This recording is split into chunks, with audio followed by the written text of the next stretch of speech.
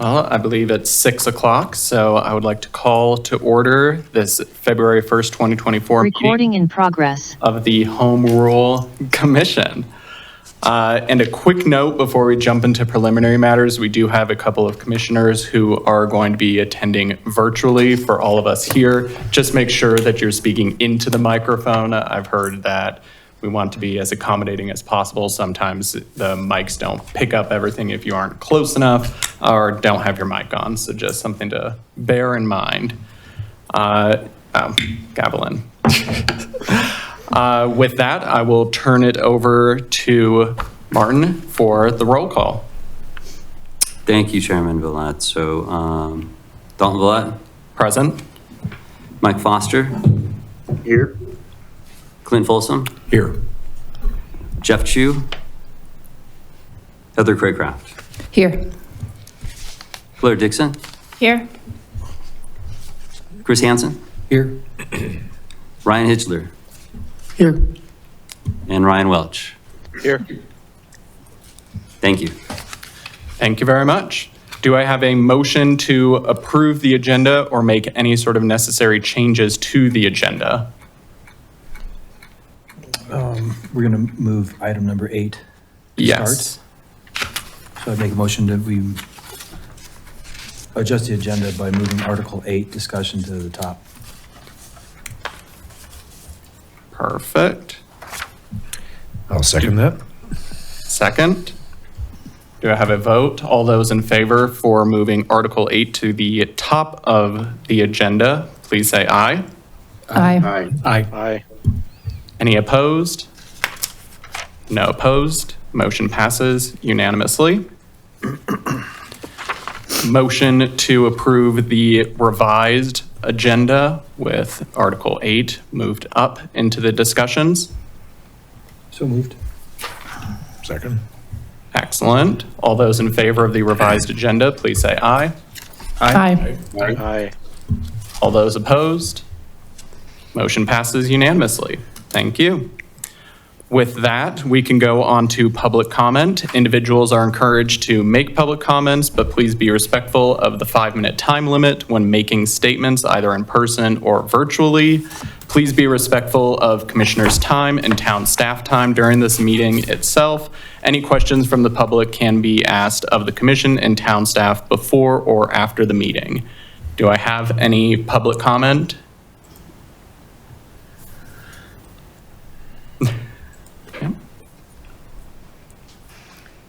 Hi, my name is Celeste Landry, and I live in Boulder.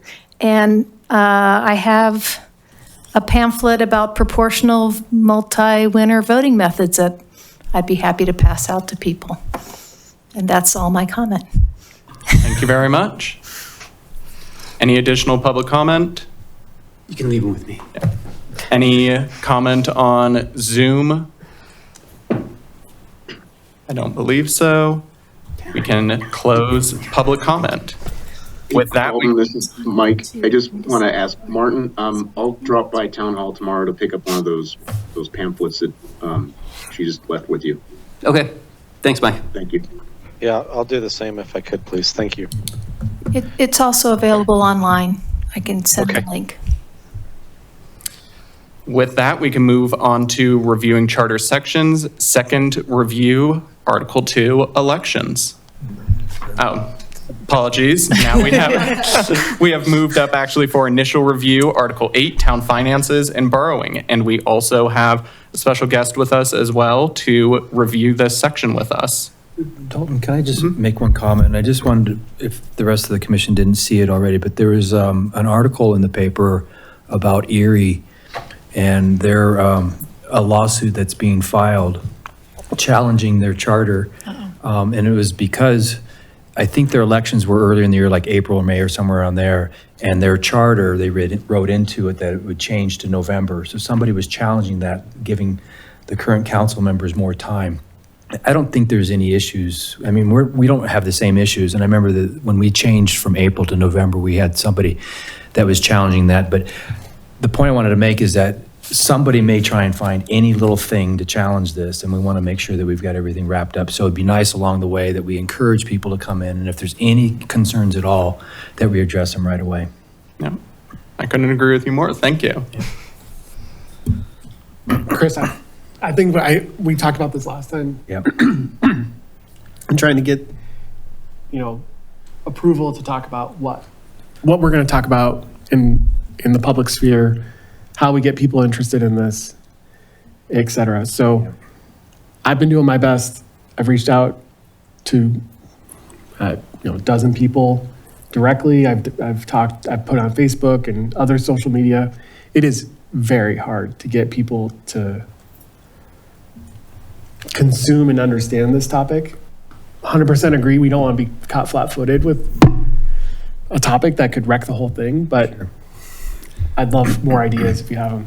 I did go to the Meet the Chief meeting and spoke with the sheriff. Actually, the sheriff was at the meeting, and then there was several residents there. So we did, I did present to them what we're doing and encourage the sheriff to come in. He didn't have an opinion on it one way or the other. He doesn't have a stance on it, but he did like the idea.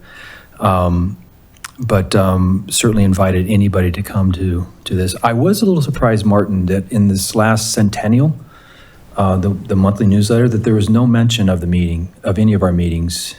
And if there was, I missed it, but I didn't see anything in there.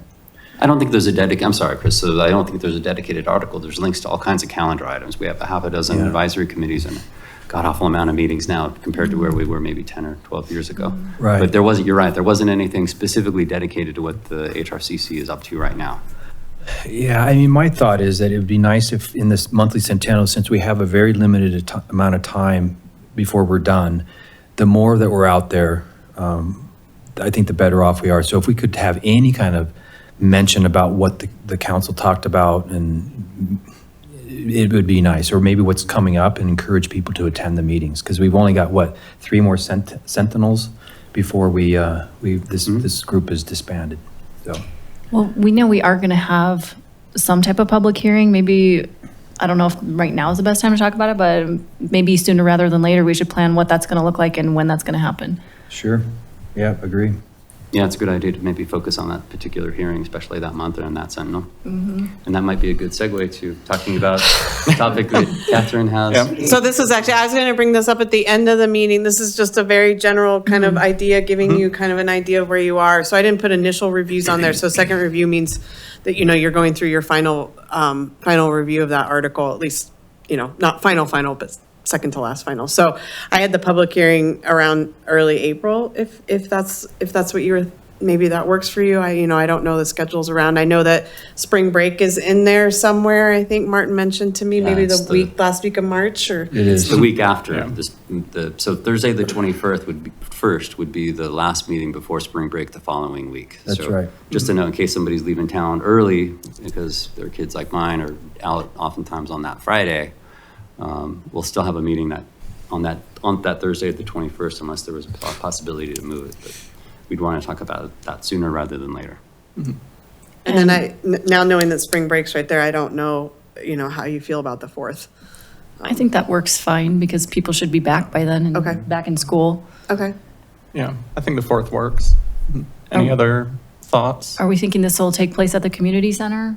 Doesn't necessarily need to be here, right? Or it needs to be here. Does need to be here. Yeah, for AV and for all the things that. Okay, so it's a all the things you recorded see me meeting. fumbling with over here is 10 Okay. times worse if we're at the community center. I see. Okay, so it does need to be a recorded, like. Oh, absolutely. Oh, yeah. Okay, and is it this type of situation where people come up one at a time to the microphone like this? Yeah, and it'll Okay. be published in the Is it- newspaper, and we'll go through our formal posting process, just like any other hearing item. Is it possible to have a less formal event where people just come and casually ask questions, or is that not doable? I mean, it's a little hard under the open meetings law. I mean, you can have a town hall and talk about things. You just have to be really careful about what you do. But yeah, you could hold like a town hall and have people come. One thing that I've been setting up is I'm part of a Chamber of Commerce leads group that meets every week. So I was thinking of doing a presentation to that leads group, just maybe me or one other person on this commission. Is that kosher? Yeah, Yeah. you need permission from the commission to do that, Okay. because you're going to be Okay. doing that as a representative of the commission, and so they may want to see what you're doing, but. What does anybody have an objection or questions about doing just a casual presentation to its business owners in the community? I'd like to help. I think it's a great idea. Yeah. I was thinking. I think it's a maybe great someone would idea. do it with me, yeah. Yeah, I agree. I think that would be great. If you have like a PowerPoint or any sort of deck that you're going to be utilizing, I Share think that. being able Yeah. to share that, I think that would be great. And I'm sure any one of us or multiple other ones of us would be more than eager to help and assist however we can. Okay. One other thought on this is that First Fridays is tomorrow, and there's usually some pretty vocal residents that go to those events. I don't know if anyone will be able to attend. I was planning on it, just being under the weather. I probably shouldn't show up and get everyone there sick, but those are great events to at least just get the word out and say, hey, here's what we're doing. In the agenda that comes out has the red line document that you can read and see what we're doing, and please come down and give public comment. Ryan, this is Mike. I was planning on being there Awesome. tomorrow, the Thank first you. Friday. Appreciate that. And then the only bummer about the April 4th date is the next First Friday is the day after. So not that we should change for that, but it, just unlucky timing on our part. But we still have February and March to get the word out at First Fridays. And there's also in March, I don't know how attendance wise will be for this. There is the Thirsty Thursday Oh, yeah. in March. The only thing that I'm thinking of, I believe the date corresponds with a lot of people's spring break. So I don't know how attendance will be at that specific one, but that's again, another opportunity just to get it onto people's radar. Well, and, if that First Friday thing is, you think it's important to have that run first and, talk it up and have your public hearing on the 18th, you can always, this is just kind of to give you an idea of where you're at on your schedule, so feel free to move it around. And then is the point to have the public hearing far enough ahead of that first week in May so that you have some flexibility so you don't run up against the deadline? Yeah, Just so, really to have a little bit of flex. yeah, so if you had the public hearing on the 18th, you'd probably want to have your final discussions on that too, so that could be a long night, but yeah. One last thing, Mike, or anyone who's doing First Friday or Thursdays. I've talked to every single trustee one-on-one about home rule, and they are all equally invested as we all are in its passing. So they should be talking it up. They should be just as excited as we are. So if you have the opportunity to remind them about it in those settings, they will be happy to kind of vouch for it and talk about it. Thanks, Ryan. Also, Claire, I'm sorry to interrupt you. So if you have some feedback or if you want some help with the PowerPoint presentation, the town manager and I will be glad to help. Okay, that's great. Thank you. I'm sorry. Was that Ryan or Mike? Nope, we're good. I'm good. And then First Fridays is tomorrow. The town manager will be there. So, he'll be glad to talk about any questions some folks might have there as well. Catherine won't be there, but we'll try I to won't. keep him out of I'll be in Pueblo, so. All right. With that, should we turn our attention to Article 8, Town Finances and Borrowing?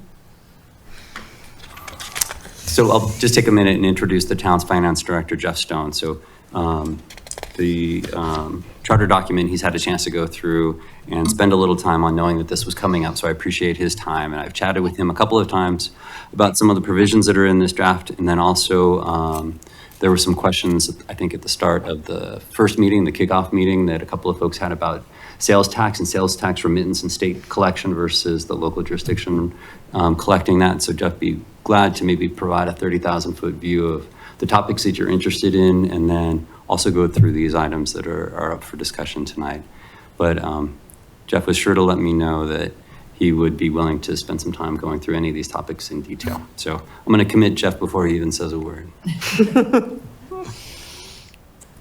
All right. That was good. So, yeah, so I did go through Article 8, and we'd followed the state for years, and a lot of these, state rules have dates where we have to have mill levies to counties and the budget adopted by December 15th. So, some of these dates that are in here are fine. We probably could take them out. excuse me, because like the October 15th date of presenting it to the board, we do that every year because that is, again, another state date that we have to meet. And so, on that, we haven't had any issues in my, years at the town to have any budget issues on getting it adopted or getting the information out to the board on that piece. So that, that's kind of my quick comments on the budget. Some of these things that Martin and I talked about on some of these other things on, 805 adopting, not adopting a budget, there's state rules where we have to have, the budget adopted and mill levies to the county by December 15th.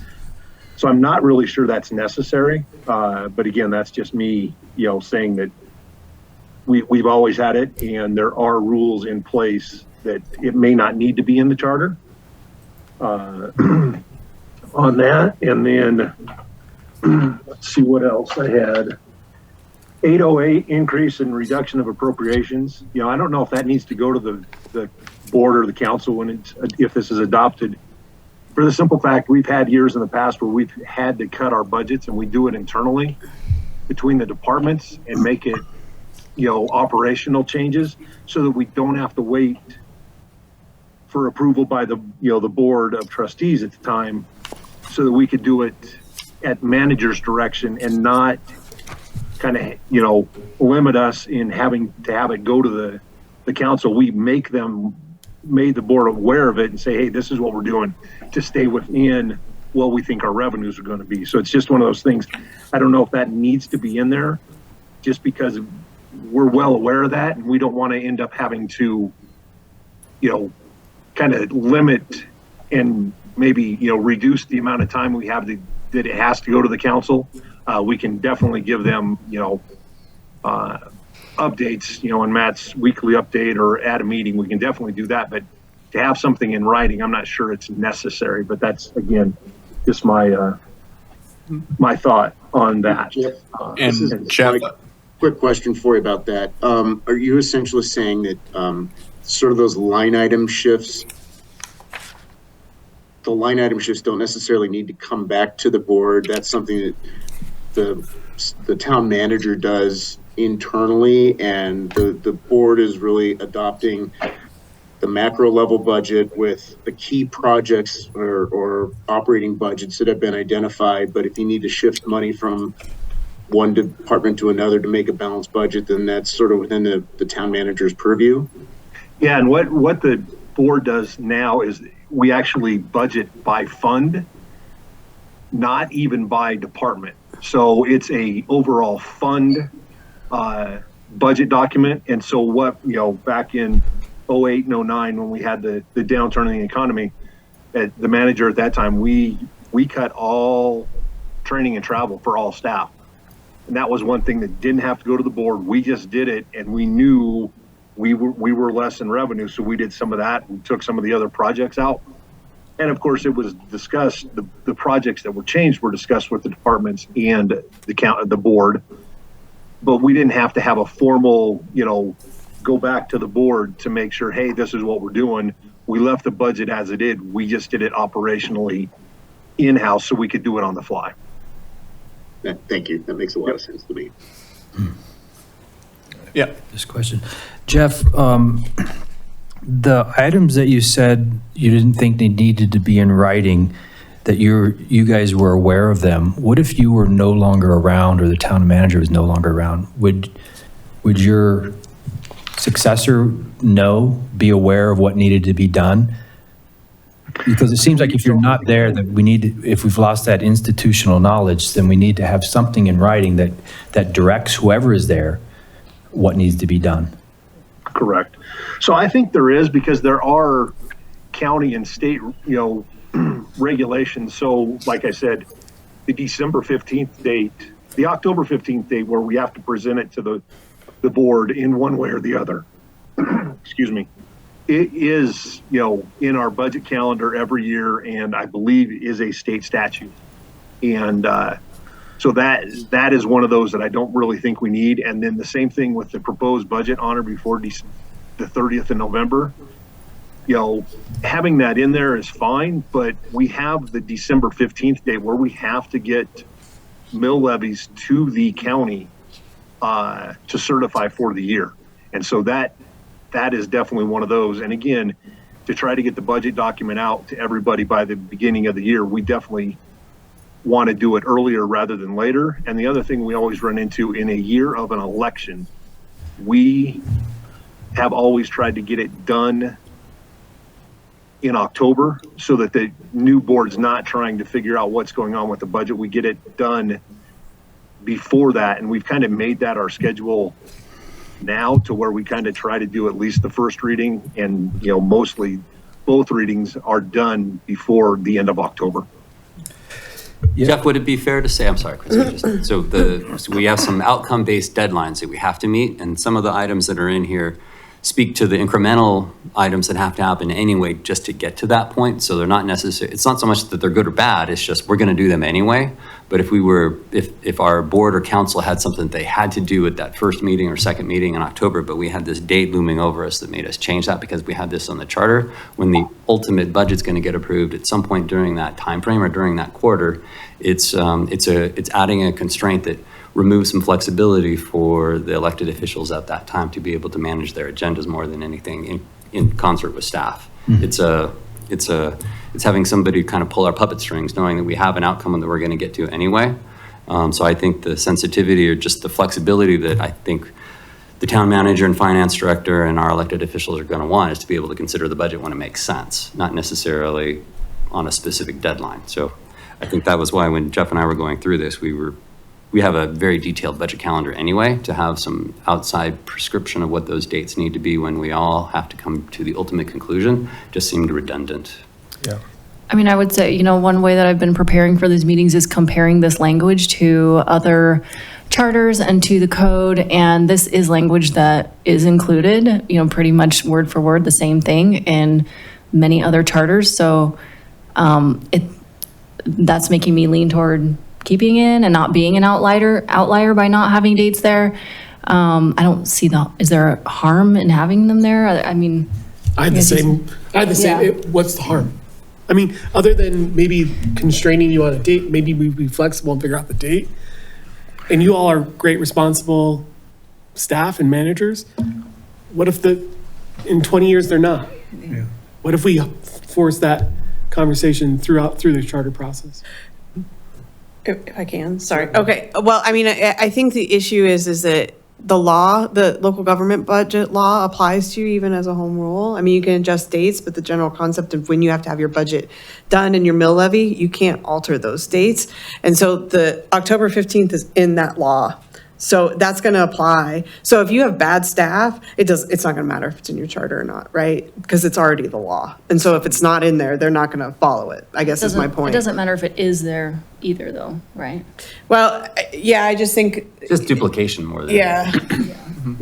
It's, What would happen if the state would change these dates and we had different dates in here? That's another thing to think about. So can the language be written that per California or Colorado statutes or whatever? According to Colorado law. So if it does change, then it is changed. So my note on this is that my recollection is that mid-October is we had to get this started or what have you.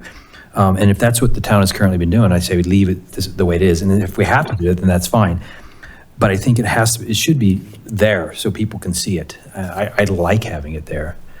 But if there's a way that we can give the council more flexibility on if they can put it off to the next meeting, great, because they've got something else that's priority, then they can do that.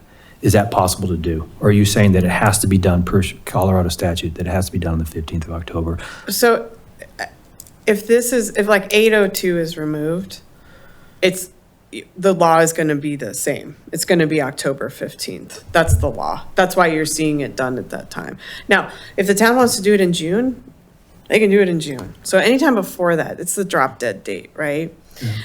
So if you were to say, you had that sentence and you took away the date and you just said, in accordance with the Local Government Budget Act, as may be amended or whatever, then, you're just going to follow whatever that law is. I don't anticipate that law ever changing. That law has been in place for a while. And to meet the deadlines for your county to certify and their calendars and doing all that, I just don't see those dates changing. So I think I understand where you're coming from, like having it in there and everything like that, but I will tell you from a legal perspective, is entirely unnecessary. So. I mean, I think, the town staff is obviously very on top of it. They know what's going on. They're experienced, knowledgeable about this. But I think for maybe someone who's not as experienced and knowledgeable, reading through this, it's helpful to just have that there. I agree. Yeah. To me, it would feel a little odd having a entire article devoted to town finances borrowing and not mention the annual budget, at least in a line, even if it is just kind of restating we will follow Colorado statute on this. So I was kind of leaning towards taking it out, but I can definitely respect the opinions to keep it in. What are the risks of having the date? I mean, I guess from staff perspective, what is the concern of, other than it being duplicative? Yeah, really just redundancy more than anything. And then just the notion of having to change a charter if there was ever a need to amend one of these provisions. But just like Catherine's mentioning, if it's already in the state statutes and we're gonna have to do it regardless, there's no risk. And so the 15th date, the October 15th is in the state law. The November 30th is not. So the one that's in 8031 is not in state law. So that's just a charter. That's completely charter. And then the December 15th is state law. If they were to change, let's say that they changed it from October 15th to September 15th, you wouldn't have to change the charter necessarily because you could, one, still comply. And I honestly, there's no case law on whether those kind of before the drop dead 15th, December 15th day could be altered by a home rule municipality. I think the December date, no, you can't change when you have to certify or anything like that. Those are outside the local government budget law. But if they were to change that delivery date, and that is just truly here's the budget, now you have it. And a lot of communities, you don't even, it just happens behind the scenes and it's not like it's an agenda item or anything. Sometimes there's a presentation, it only depends on the community.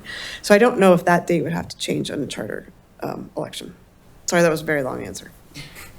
So it sounds like the November date is the only one that's not covered by law, and that would be charter only. I would be in favor of taking that one out. It seems like that could, although with the on or before language, I think it would always be done before then. So I don't have a lot of concerns with leaving it in there, but No. at the same time, I don't know that it's what pros and cons of taking that out, leaving that in. No real heartburn, just redundancy more Okay. than anything. Okay. As Jeff and I were skimming through these, we were, I don't know what the word is, skeptically trying to identify things that didn't necessarily make sense or would operationally just be excessive in some ways. And this is something that's a kind of a belt and suspenders kind of extra item. The one item that Jeff skipped over, if it's okay, I'll skip back to, was the specific indication in 8.07 of the Open Space and Trails Fund. Here would just be the Open Space Fund. We have about a dozen special funds that Jeff and his department are responsible for managing. This was one that I think is a theme as you go through Erie's example charters, that they specifically identify things that are associated with open space that for us are purely redundant. And I guess from the staff perspective, and Jeff will correct me, is if we identify one specific fund when we have a dozen others that we don't, when they're all categorized under other funds. This one was specifically an item I think that made sense as we reviewed this as redundant and unnecessary. But the date's not so much. I had written the same comment.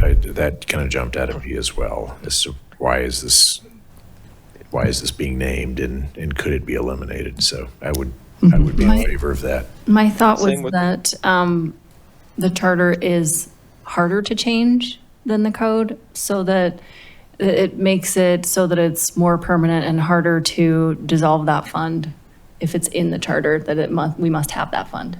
Yeah. The voters would have to get rid of that provision in Erie, yeah. So it just makes it a stronger presence, I guess, in the town.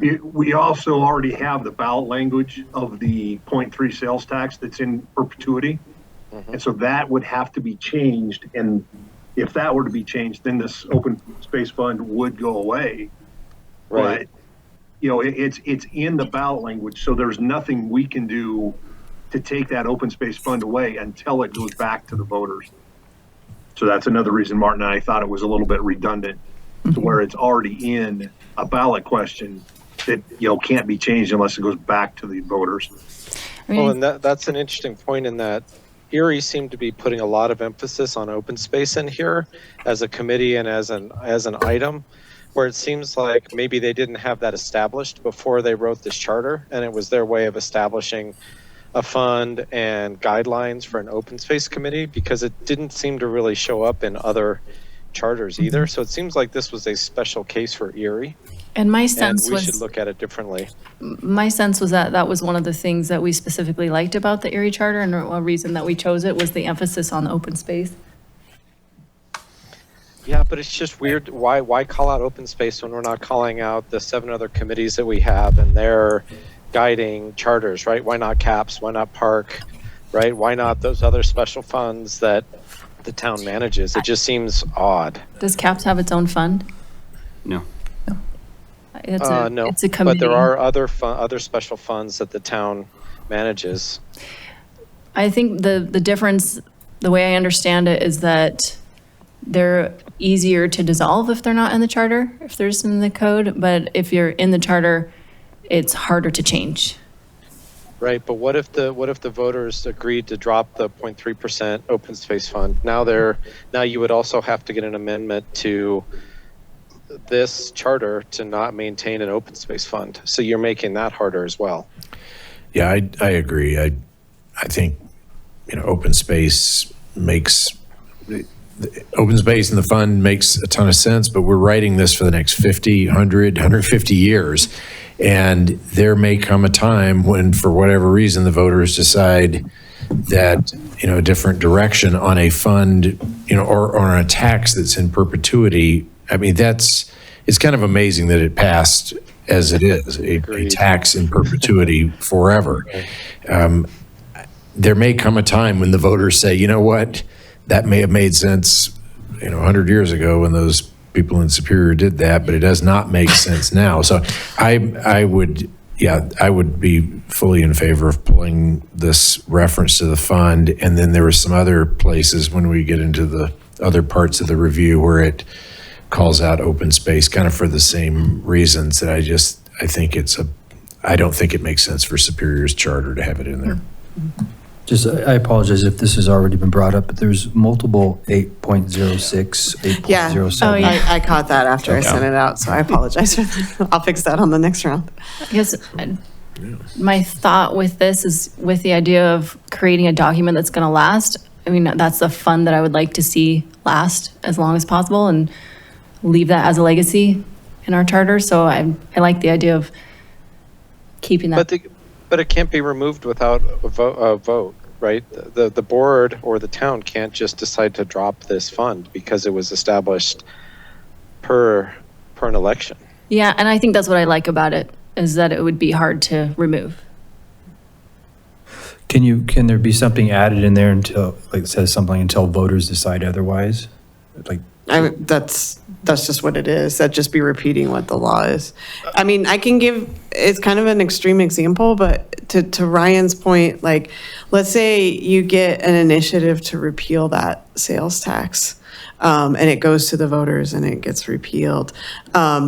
Then you'd have to run a separate election to get rid of this, unless your initiative person was on it. And if they just want to repeal the sales tax, like, why are they going to bother with all of that? So that kind of two-step. And I think, and I don't mean to speak for Ryan, but I think kind of what he's saying is it is protected right. through the ballot question. So, yeah. What I was saying though is, can't you write in the charter on open space and trails fund that if the voters of the town decide to change that tax to be used elsewhere, can you put that in here that this could then be dissolved. Yeah, it would cause this provision to be void, I think is what we'd want to say. Yeah. Because you can't, I'm not sure you can have the voters vote on a repeal of a sales tax and not actually amend the charter. It's very specific, state law is very specific about what you have to do to actually take language out of a charter. Can you remind us what it would take again? What'd you say? Can you remind the commission what it would take to remove something? So from you the have to charter? run a ballot question. Yep, just like now. now. And then maybe that would be an obstacle for people voting not to fund open space, because we'd say, hey, if we do this, we have to run another election. So I'm kind of feeling like I want to put the obstacle in place. Yeah, it's understandable. Jeff, can you highlight some of the other funds that would have a dedicated tax associated with them? I'm thinking maybe SID or SMID or SURA that aren't mentioned. Are there some parallels in the obligations associated with those? Yeah, the other sales taxes we have, of course, are the 0.16 that we just moved from the Superior Metropolitan Interchange District for the next 10 years for Marshall Fire Recovery. That's a special fund with sales tax backing, as well as our capital improvement program, our CIP fund that funds 0.3% sales tax for a portion of our projects for public works, parks, and admin projects. So those are already set up, and this is just kind of along with those, and those are the same way that the 0.3 for CIP fund will not go away without a change from the voters. So I guess, just Claire, just to highlight, I just wanted to show that there's some parallels with other funds that have a separate dedicated voter-approved tax associated with them that could never be changed unless a ballot measure by the community were to pass it. So again, it's almost a little like the analogy of belt and suspenders. It can be in both documents, but it's going to have to be approved by voters either way. And this is just something else would have to be approved by voters if there was ever a need to change how the interchange district were to be funded in the future, or open space. Same idea. This is Mike. I've been listening to the discussion, and I think this either needs to be all or nothing. Either we need to include every single fund that have been approved by voters in sales tax and include that in the charter, or include none of them, for all the reasons that have been discussed. It's a little misleading to include one but not the others, in my opinion. And I would agree with Clint that I think it's cleaner if we take it out, since we're not including all the other funds. And we do have that provision in 805 that says that other funds can be established.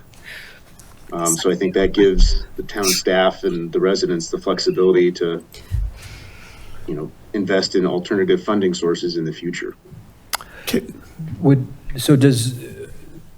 So what happens if the town votes on additional funds over the next 20 years? They wouldn't be part of this charter, but yet we'd still have some in here that have been around for a long time that maybe are not useful anymore. Yeah, and I think for that reason, I mean, to Mike's point, I mean, to list all of them, that's a point in time, and some of those may go away. There will be new funds that will be created and that will not be included. So I think it's really, I think for clarity's sake, I just think that it should not be in. I think the open space fund should not be in here. I would totally agree. I'm one of the biggest advocates of the open space fund, and I just don't think that there's any risk of anything changing with that fund without it being in here. I just don't. I can't see any scenario where that fund could be misused or removed because this language isn't here. Maybe I'm missing something, but I agree. I might be the most uneducated on this commission about open space fund. Can we maybe, because I'm actually on the fence, I think a double kind of restriction might be a good idea, but I also understand we want to make this document live for a long time and make it easy if people want to choose to amend it. Can I get the background or how open space fund works? Like, just so I'm educated to make an informed decision, or is that, where's the best resource for that? Yeah, Brian, you've become an expert over time. I've been associated with this for a long time, and then Jeff can tell you maybe some of the financial parameters of it. Yeah, I don't want to waste the commission's time on that. I just, if everyone here is clear on it, except me, that's just, I don't think I can make an informed decision one way or the other. I was just going to say, we don't need to make, because this is an initial reading, we don't need to make a decision right now. We spent a decent amount of time on this specific provision. We can always return to it and have some additional resources and enumerate potentially all the other funds. Because personally, right now, as a major advocate of open space, I would like to see some additional language. I think additional safeguards are great, but I am of kind of the philosophy, if you're calling out this fund, I agree kind of with Mike's point, you would need to call out all of the other funds. And that just makes the document very lengthy, and it doesn't accommodate for additional funds that we would potentially have and not highlight those going forward. So I'm leaning towards removing it for a couple of different reasons, but I do think it might be beneficial if we're able to just have some resources made available for us of the other funds. And again, this is an initial reading, so we can always return to it at the next meeting. Yeah, that's a good point. You know, if anybody has any questions on kind of where these came from or how they're used, I'd be glad to, set up a time to either meet or chat on the phone. Maybe that might be easier, Ryan. I can give you some of the background. If I don't know the answer, Jeff will tell me what the answer is, and then I can tell you. Thank you. My sense was that the other funds that are listed in the code can be changed or dissolved by ordinance. No, Cannot. they all have to be voted on. Well, the two that Jeff mentioned, the Urban Renewal Authority and the Interchange District, Yeah, very important funds, just like the Open Space Fund, and they cannot be altered without going back to a vote. Of they cannot the be altered community. without a vote. So the Same with the capital improvement from the CIP fund Yeah. that is sales tax based. It's, would have to go back to the voters to repeal that sales tax. And so it's in there until that happens as well. So same circumstance, Claire. The Open Space Fund is in, those other funds are in as well. And whatever's causing those funds to have that restriction is going to override that other funds provision in your charter. Like that charter provision in now 808, now that I've renumbered it properly, isn't going to override the Right. ones that are in place. So yeah, that's what I was Yeah. looking at, I think.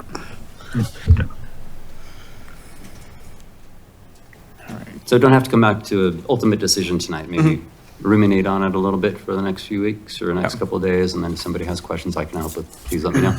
Yeah, and I think that would be great if town staff can just send us brief updates or overview of kind of the additional funds that we have.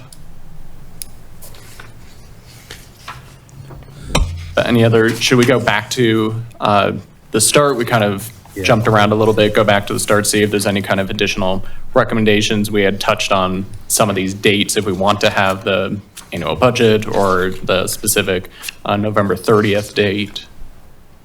Any other kind of initial thoughts or impressions on those items?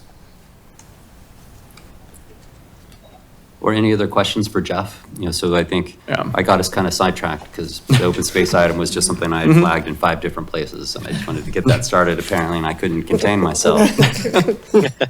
But since Jeff is here, if you have some questions either regarding sales tax remittance, like we talked about a little bit before, and there's also another article on taxation, if there's something that jumps out that you'd like to have some information in preparation for that discussion, and now's the time to flag it for us if you are interested. Yeah. Yeah, if now would be a good time for him to talk about the sales tax, I'd be interested in hearing an update on that. I know that right now the Superior is a participant in the sales use tax system, the SUTS of the state. So the state collects for us now, and I would imagine that we would want that to continue. My question has been, how does home rule impact our ability to have auditing and basically collect what we're owed by retailers and have the mechanisms to I guess dig a little deeper than the state is able to do under the current situation?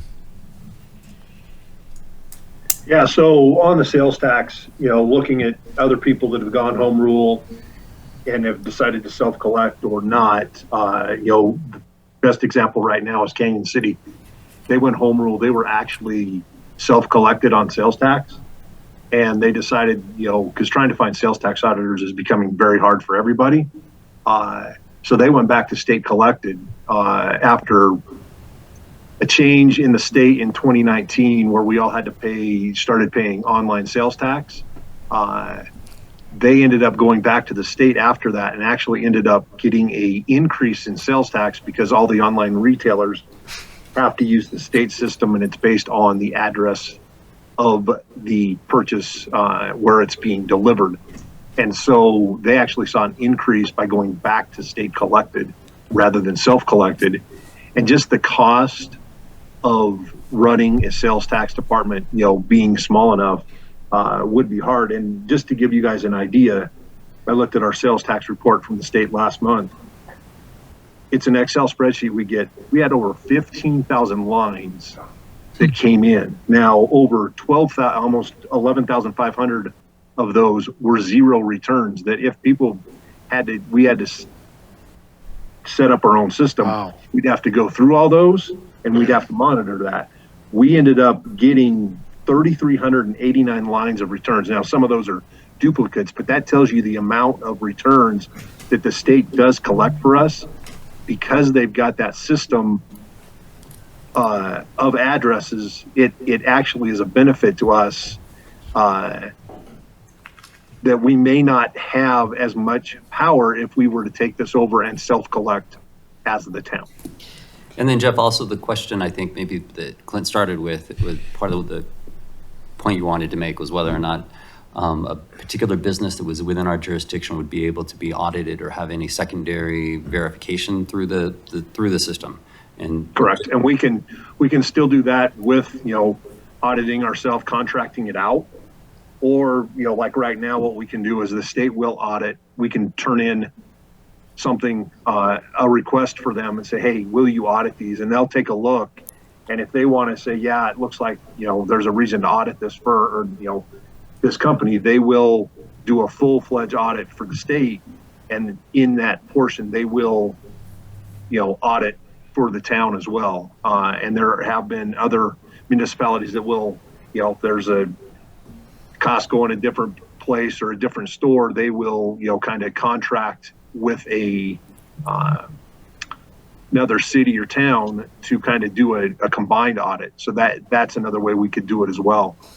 So there are options to go ahead and do the audits if we think there's an ability. The biggest thing is the cost of an audit and the return depends. Before the Wayfair decision that I was talking about, the Supreme Court decision back in 2019, there were probably other things we could have gone after and gotten.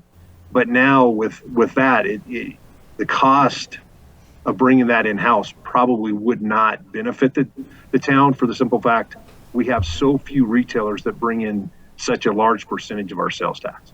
And you can only audit people every 3 years.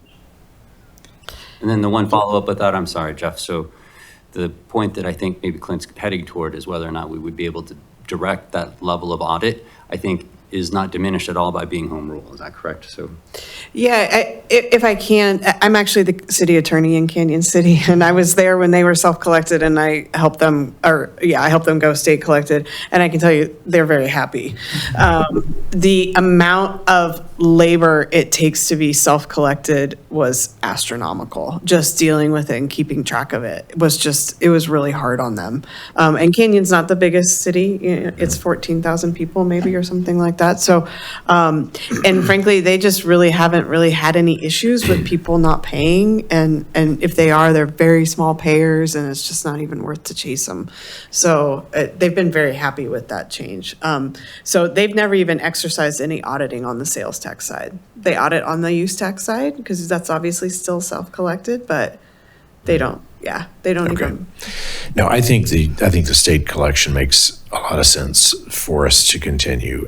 My question was around the audit piece and whether we can do it and whether that is perhaps enhanced because we're home rule. The audit piece, I don't think self-collection makes sense for us. I think the enforcement provisions are enhanced if you're home rule. When you sign your IGA with the state, they absorb enforcement for you. So at least that's my recollection of what it reads like. So, yeah. Okay.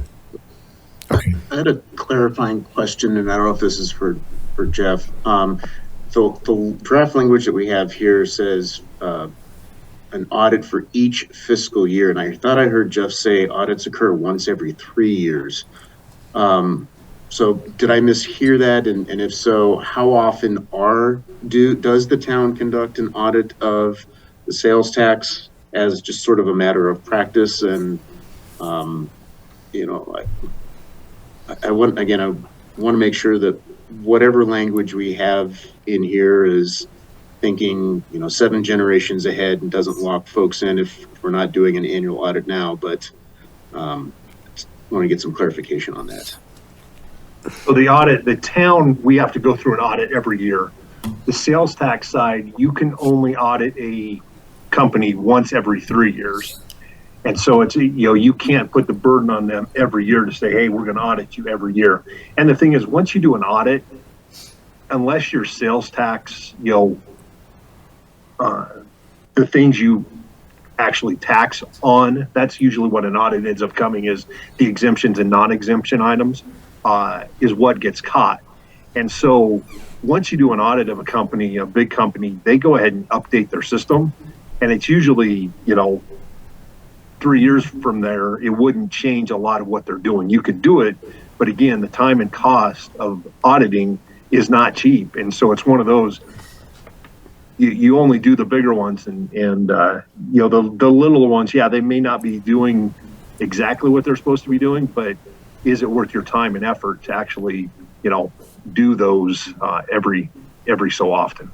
Okay, thank you. So as I understand the language in that context, the town would conduct an audit of its own finances annually, but sales tax audits, which are not specifically called out here, is a business decision for the town to make. That is correct. Okay, thank you. Yep.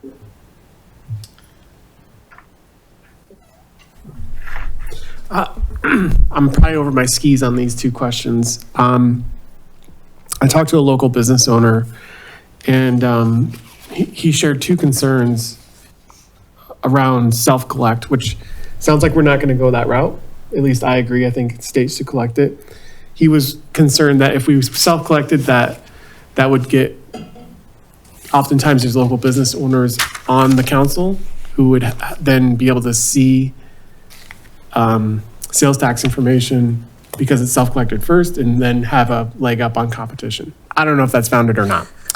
The next piece is shielding a local company from state audits. So that is, there's a story that some store in, say, Aurora got audited and forced a statewide audit of all similar types of businesses. And he felt maybe there should be some shielding from the town on that. I don't know if that's a thing or not, but I just bring it up because I'm trying to share because no one will come to these, so I'm trying to. Yeah. I have seen the first thing you're talking about. I've seen that happen. Really? Where councils have tried to get sales tax information and they are not given it. Okay. It's confidential information even to the council. They only get the big Problem numbers, solved. right? Well, I mean, if you have a good manager and a good lawyer saying, nope, the problem solved. The second thing I have not heard about, but that's not to say it doesn't happen, but I've not heard about that. So. Okay.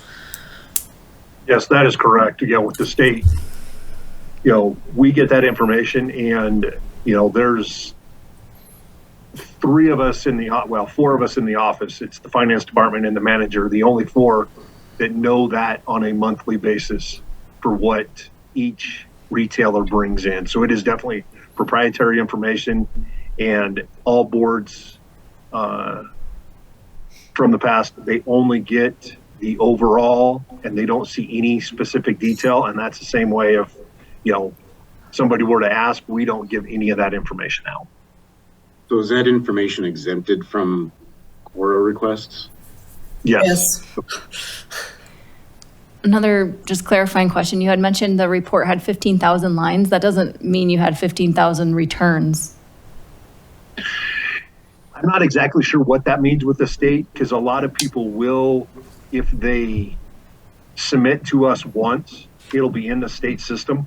I don't know if the state just leaves them in and they just automatically generate every month, or if once they're in once, these computer systems just file a zero return so that the state knows I don't owe the town of Superior any money.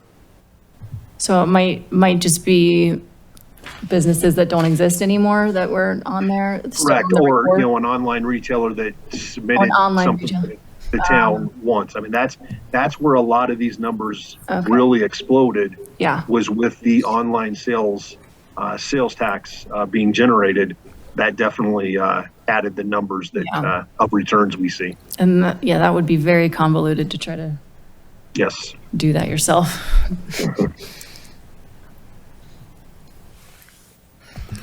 I had a question about the section that's titled independent audit. It's 8.10, which I think should be numbered differently, but I think now 8.13. yeah.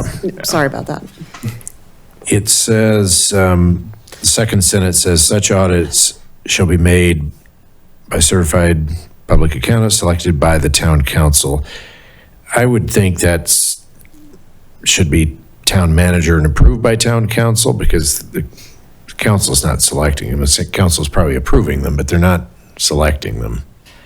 Probably not. I mean, I don't know how Superior does it, and Jeff can fill you in. I'm assuming that when they do, like, they probably go through a cycle, like every 2 to 3 years, and put out an RFP, and Yes. staff says this is the one we like. Yes. Yeah. Yes. That is correct. That's how we do it. We send an RFP out, and then it goes out, and then the board, because they do work for the board, so their reports go to the board. So it actually is, the board actually signing them. It is definitely selected by town staff through the manager. The other thing is, we're talking on that line. The one thing that I noticed was the first line where it said an independent audit shall be made of all town accounts. Yeah, there you go. I was going to get there. But the only thing in our, annual audit are the funds. So, yeah. Good catch. Thanks, Clint. And is approved okay? Is that what you thought? Approved instead of selected? Was that okay? I just wanted to make sure. Okay. Sure. Yes. Okay. Any other additional items in this section, or any specific questions towards Jeff? Where did we end up with The dates at the the beginning? 15th of October, the 30th of November? The consensus I heard was to leave it all in. That's Yeah, I agree. Okay. If I can, Jeff did have another change. Right here, this Government Finance Officers Association, this last part, this United States and Canada part, or I guess this middle part, is not accurate. So we'd like to remove that, just totally minor. My question for Jeff in this section is the scope of the budget, what it has in this charter, is this any different from what you do today? Good. I mean, is this changing anything, or, I mean, it's a lot of words, but just curious No, if this we have changes to do- anything. No, we have to do a yearly audit, and it has to then be submitted to the state by June 30th, unless we ask for an extension. So no, that is nothing. And we also, one of the other things we do is the Government Financial Officers Association that she was just talking about. We submit our budget and our audit to them every year to kind of get the award that says, hey, you're doing this the way you're supposed to. Okay. So this is changing nothing from the way we do things now. I'm not sure that I was clear when I asked the question, but the entire paragraph 8.04, when it talks about, by fund, department, revenue, expenditure classification, groupings consistent, all of that. I just want to make sure that this isn't somehow subtly changing how you would prepare a budget. No, that's what we do for the state, as well as for the, what the acronym of GFOA, the Government perfect. Officers Association. It's just I'm best good. practices. Okay, thank you. Can I just ask one more question about the dates again? So the October 15th date, you're saying that's required by state law, correct? It has. Yeah, the delivery of the budget, yes, is Yeah. October 15th. If it changes, if the state for some reason changes that, they move it, like you said, maybe to September 15th for whatever reason, we would have to amend this, we'd have to send it to the voters. Do we have to do it immediately, like have a special election, or can we wait till the next election to do that? You can wait. I think if let's say, because you have the on or before in there, it's not wholly inconsistent with that change that Right, you're right, talking right. about. So, I mean, to me, if I was your lawyer at the time, I'd be like, well, it's really a toss-up whether you have to change that at all, because it's still, they can work together. You just have to go earlier. Yeah, okay. And I do think, it's an unanswered question whether those kind of, before the very end, the drop dead December 15th date couldn't be altered by a home rule municipality. Like, could you say, June 30th in there? I think you probably could. Those dates are more movable. It's that final date that so many things are triggered from. I don't think you would be allowed to adjust. Okay. Yeah.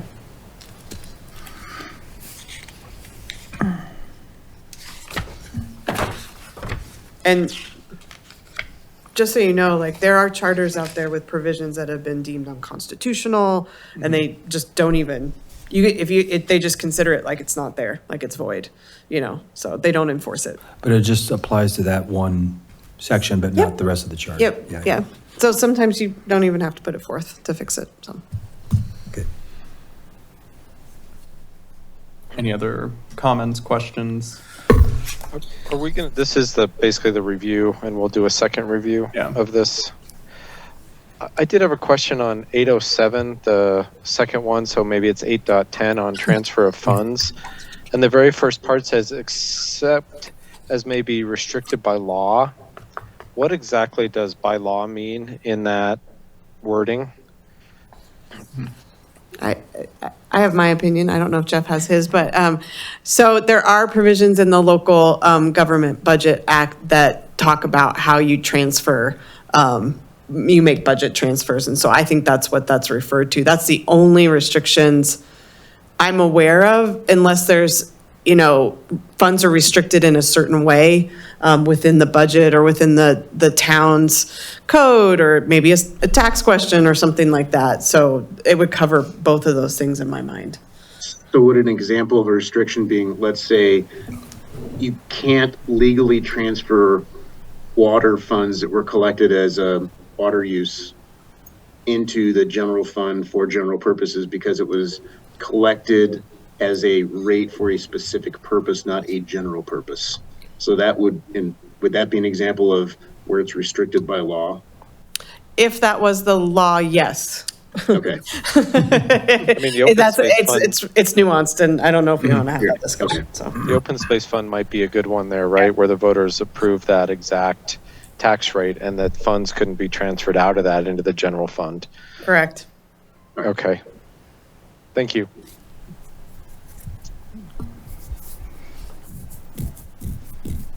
Any other comments or questions kind of on? Can I? This area, if yeah, so there's just one thing, and this appears in more than one place, and it's just something, you don't have to discuss it or anything, but something I think staff and myself just want to put in the back of your mind, is all these public records provisions there's some other ones later on, I think. Your documents are always public records. That is not going to change. I don't think this is necessary. So it's just something to keep in the back of your mind, maybe for the second review, if you want to talk about it, so. Could we potentially, or would you be able to potentially flag these just kind of like individual sections that are specifically focused on public inspection, just like this? Yep. I would say, I would say that I think most residents in town that are engaged at all with the town politics would like to see stuff like this in there, that it's readily accessible. And could we provide that as part of the preamble? So we don't have to list it, 12 times for each article. We just list it once at the beginning. Yes, you could do that. Just like, all records of the town unless restricted by law or public records. Yeah. Yeah, so maybe things that can be flagged in the preamble, that's a good idea, that you can highlight those in here. Yeah, that'd be good. And then it'd help with brevity purposes while still, I think the idea with the preamble too, that's up front and center, so individuals don't look through this document seeing, well, what is available or potentially isn't available. They just know immediately. Yeah. Can we keep the preamble to less than 5 pages? It's gonna be up to you guys. It's in those last meetings, so it's how long you want those to go. Dalton, if I may, Jeff, you said that on our original, it's now 8.11, this right above where we were just talking increase or reduction of appropriations. You said that's not needed? Did I hear you correctly? Yeah, because I just, if we need a budget amendment to increase appropriations, that has to go back. And because we can't go over budget, so that's one of those things that's a state law. And then the deficiencies, I just don't want to put something in here that may,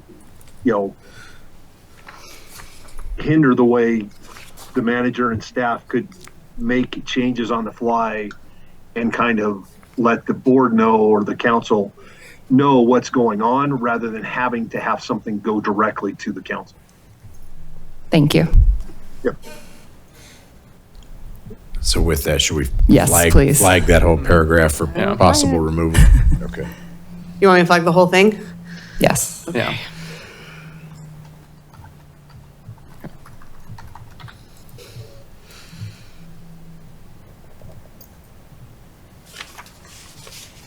Any other additional questions kind of throughout this article? Maybe just further on that note, revisit for removal per finance director suggestion.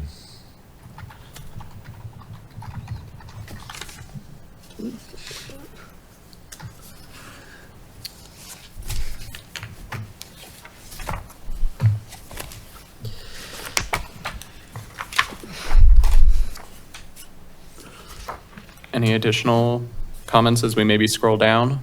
Sure.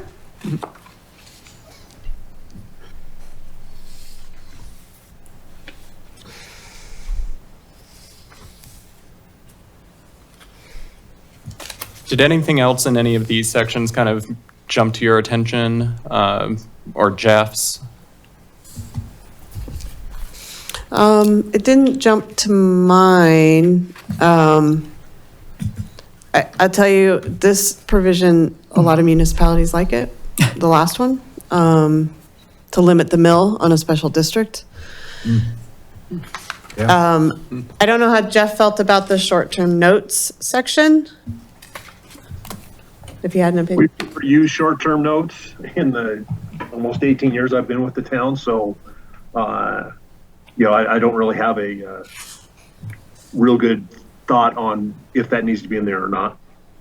Yeah, it's a bit, I haven't seen a whole lot of that in charters as short-term notes.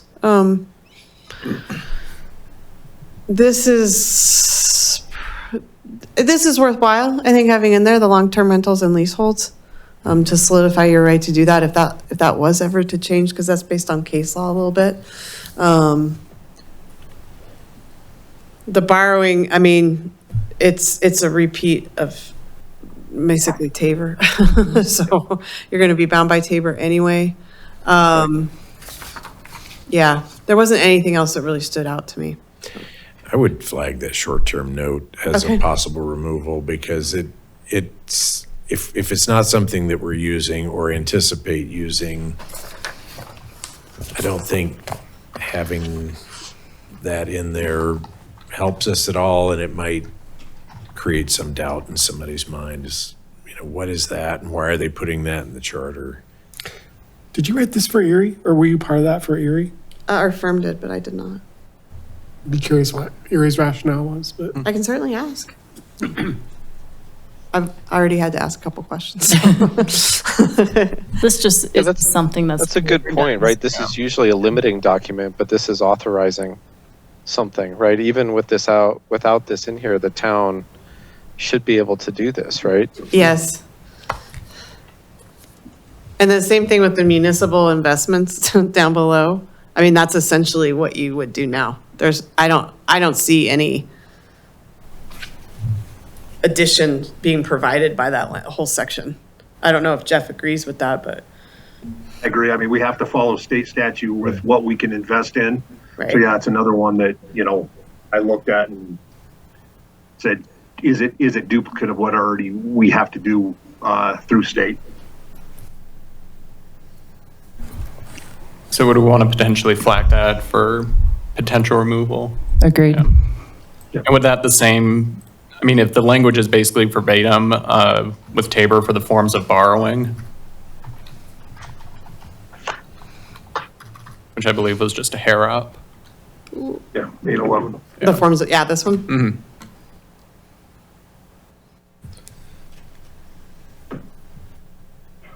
Yeah, Tabor definitely restricts what we can do. Everything's got to go to the voters unless it's, the utilities, the water, sewer, and storm funds that operate as a business. So if Tabor were repealed, Yeah, exactly. So how does that change if Tabor is repealed? You could borrow without an election, I think, for most part. I mean, I think I'd need to think about that a little bit, but I wish I could for your next review about what that would look like. Because the concept of an enterprise and all of that is Tabor driven. That's all comes from Tabor, so. Yeah, why don't I look at that for you? Okay. Give you a hypothetical of what that might look like. Mhm.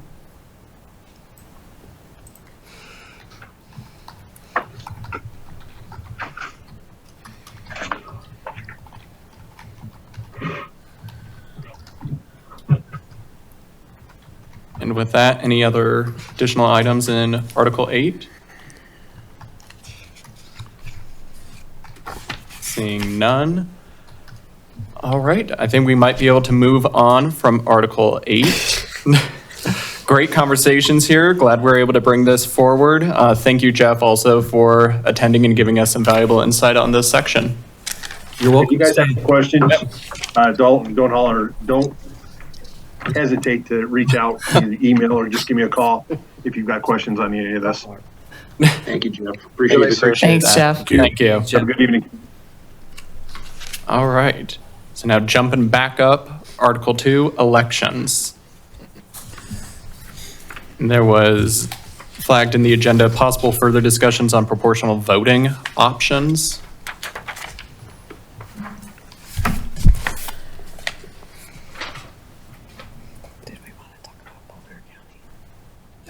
Yeah, so your town clerk reached out to Boulder County, and, I could summarize the email in saying they can't run a proportional voting election for council members.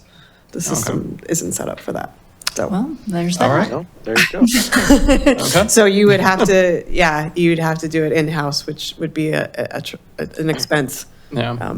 So, and I think she was also willing to answer any further questions you might have or anything like that, and so.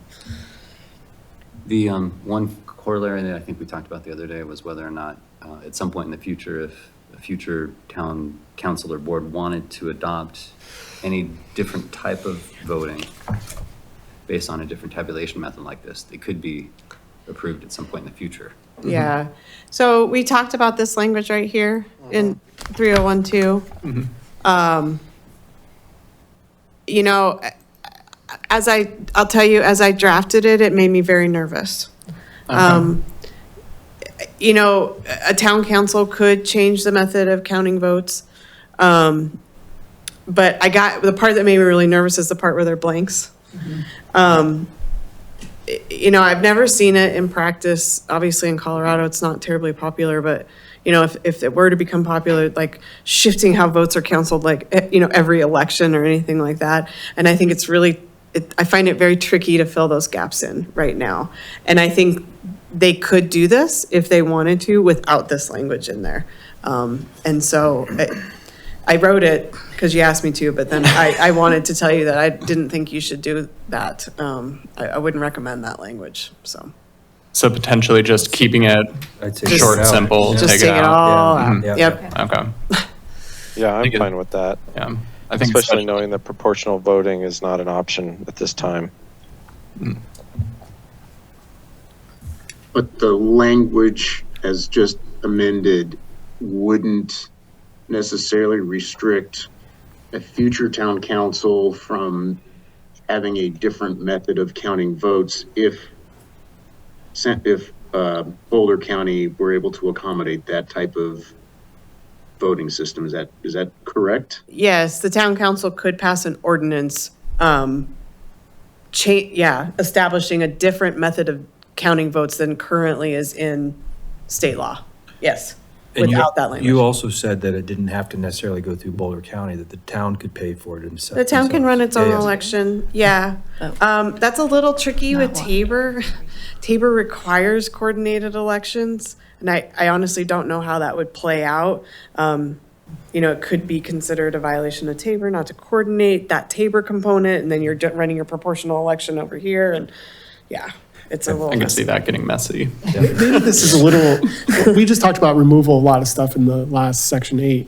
Yeah, What if we were mum on point What? 2? What if we were mum on number 2? What if we didn't say anything? well, I think the at-large component of that, if that section is important, that very first sentence that's unchanged, the mayor and council members shall be elected at large. So that's the ward at-large question, and you guys determined you wanted to go at large. Saying we don't have Yeah. districts, essentially, we don't have wards. Yeah, I mean, if you took it out, it would default to at-large probably, but I don't know. That's something that people seem to like in their charters, so.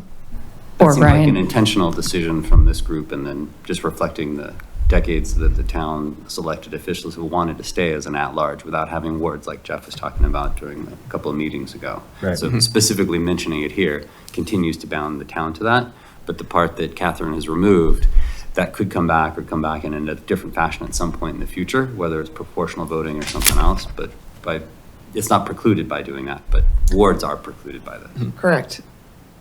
right. Let's say in 50 years, the town superior gets ginormous and the town wants to have wards at that point. If we're mum on this point, could they, They can establish them by ordinance. Perfect.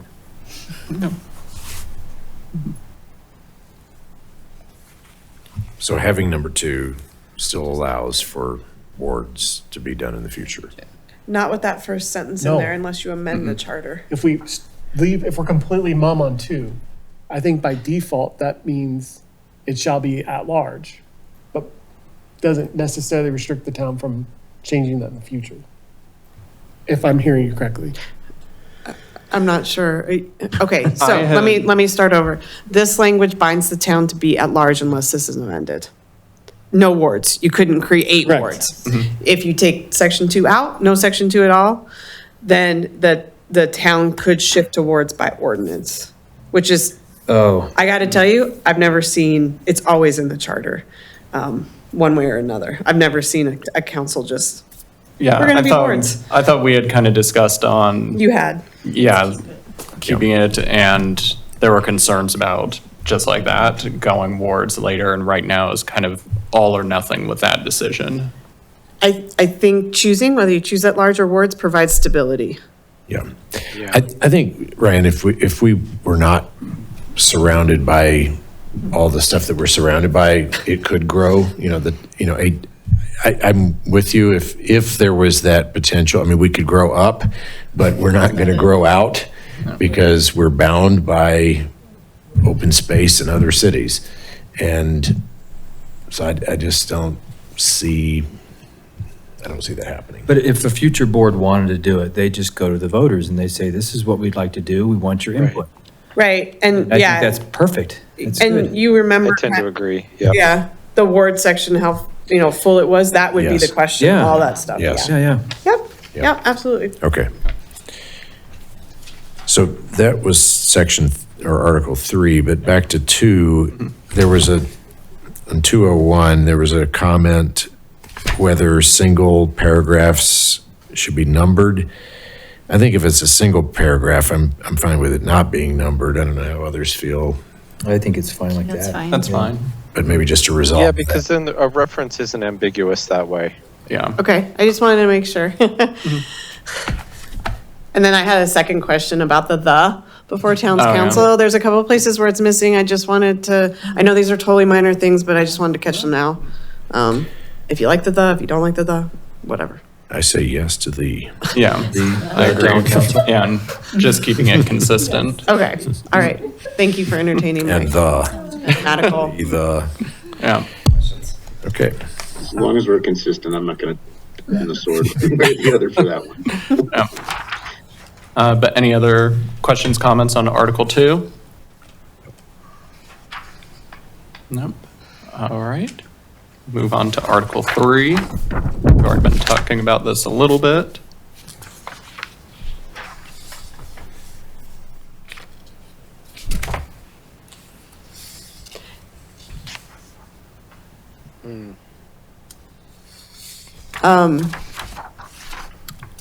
Staff had a question about this one right here. This is the authority of town council. It's 1C, to create, consolidate, or dissolve any town department by ordinance. I know Jeff, even though he's not here, wanted to know kind of what the current status is and, you know, if it's working and that kind of thing. And so there's no ordinance requirement for the creation of town departments, but the way that it's currently worded is the town manager recommends the creation, consolidation or dissolution of town departments.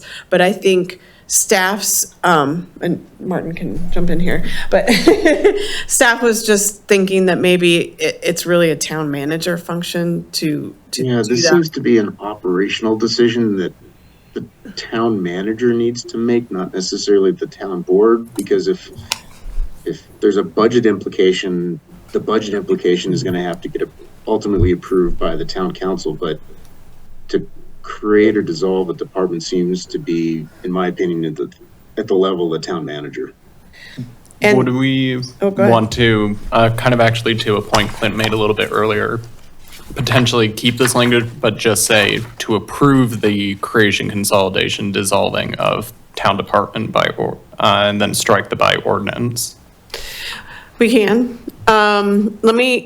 Let me run a scenario by you that we see a lot. It's on the personnel side of things. Sometimes there's issues with personnel in an organization, and when the manager is allowed to reorganize and fix those personnel issues, just internally, not in the public sphere, that is something that managers, it's really nice for managers to have that flexibility. So it's just an example of when that might come into play. Just for you. And I mean, Catherine, it at would that be- point, though, the town manager's job could be on the line, and I know we'll be discussing that a little bit later, but if the town council is not thrilled that the town manager made that decision, they could remove the town manager. Which is, That the sounds case. dramatic. Yeah, the case with any decision I think the town manager makes. It feels like that would be like a really, really dramatic HR problem, that the solution would be to dissolve an entire department. Happens all the time. Maybe not here, but it does happen quite often. Reorganizations. But Because of one problematic person? I'm just giving an example where the town Yeah. manager having the right flexibility works. And it does, reorganizations happen quite often to deal with HR problems. And maybe that's not the case in Superior, and that's great, but. Yeah, they could, well, so it can run the gamut. Having been at a bigger jurisdiction, seeing some operations shift within them in their command structure, how their management is expanded or contracted, or just the operations change over time. The notion that the town manager doesn't have the ability to move somebody within a department to another department or to combine or consolidate departments. If you think back to my experience when I was the Parks and Public Works Director, so just some anecdotal experience for us is we've grown as a staff. We've created an economic development department over the last 2 years. That was something that our board was intimately involved with to establish and approve the budget to create both the department, the position, and anything associated with that work. The idea of how the town manager established that department and under the supervision of which particular position isn't something that we would typically look to the board for. So this was something that when we were going through this immediately flagged as just a red flag for us, that if the town board or council was going to be responsible figuring out who's working for who, it would throw it was one of those kind of sit back in my chair moments and rethink what the last 10 years would look like. So your recommendation is to remove 3.03C. I don't know why it would be in there. So Yeah, the no, I town- agree. So the Yeah. positions that the town board or council appoint, they have complete authority to remove, do whatever that they want at their leisure. But if somebody works for the town manager, whether or not, where they work, who they work for, who they report to, and how they operate within the operation, in my mind, sticks with the town manager when you're in this form of government. But this doesn't really address moving people from one department to another. Consolidate. Yeah, I could. And I mean, I think the So maybe budget just com- create or dissolve and take out consolidate. I mean, I would I think think- if you're gonna, I would think the town council would, like you said, be intimately involved in that level of a structural change. Sure, we talked for years about whether or not Right. to establish an economic development position Right. in operating area. Yeah, The so I board would was think they would- intimately involved throughout. Right. The idea that this would surprise a group of elected officials is, it just left me shaking my head. Like, where would this ever come up that would need to be necessary? And then also the ability of the town manager not to be able to combine or create or dissolve two departments and make one department under one department head, which was my direct experience. I don't think it means that they can't do that, though. I just think it means that they report to the town council in that process. Well, I guess I read the word create. No, I read that as Yes. they have that power and they only have that power. It has to go to the Yeah, council. yeah, that's how I see that. Should they create a town department without?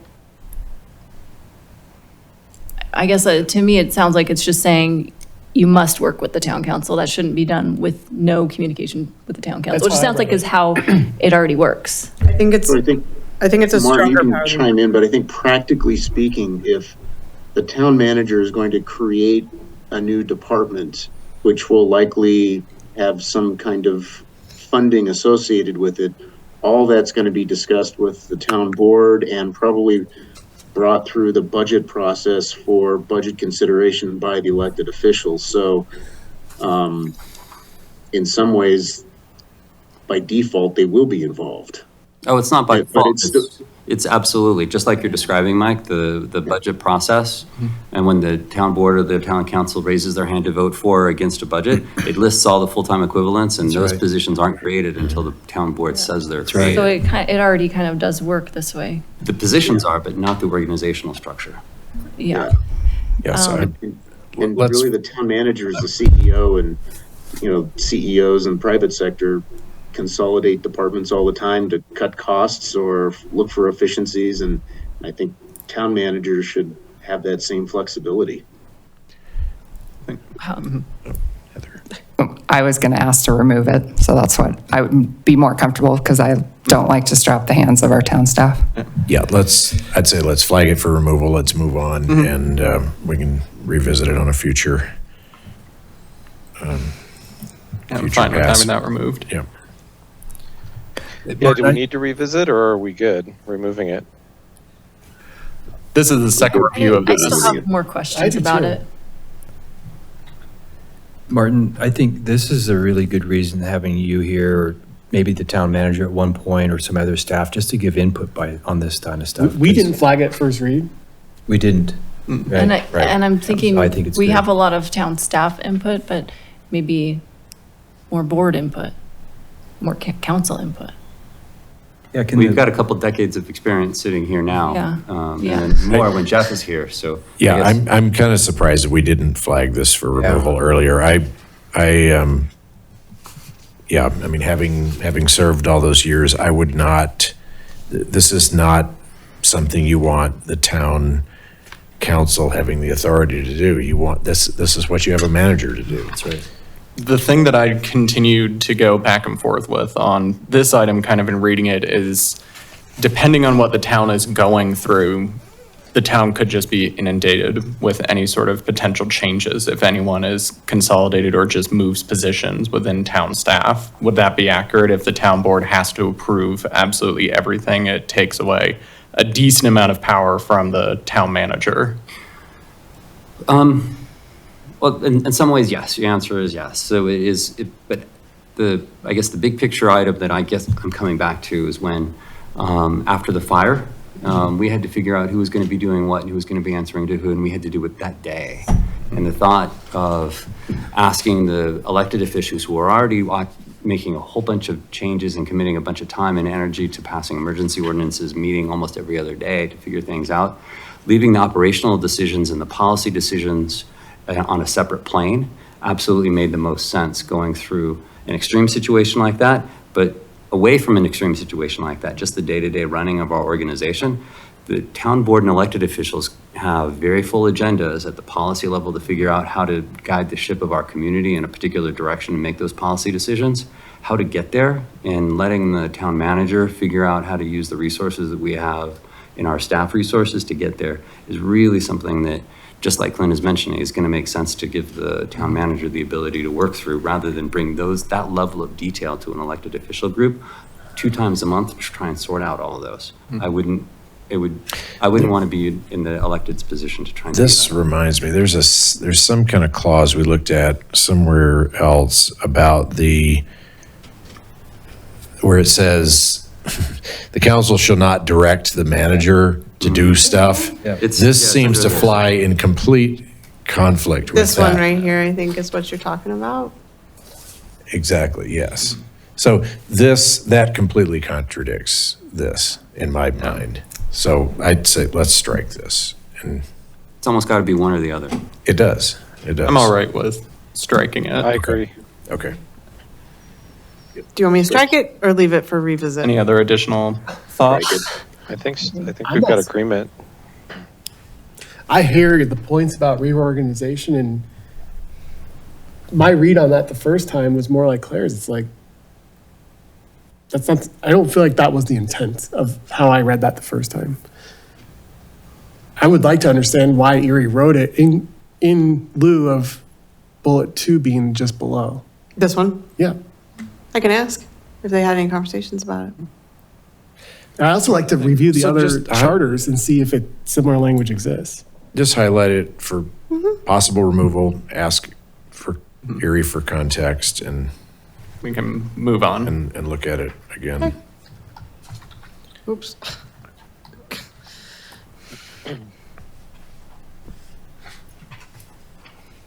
Any other kind of markings in here?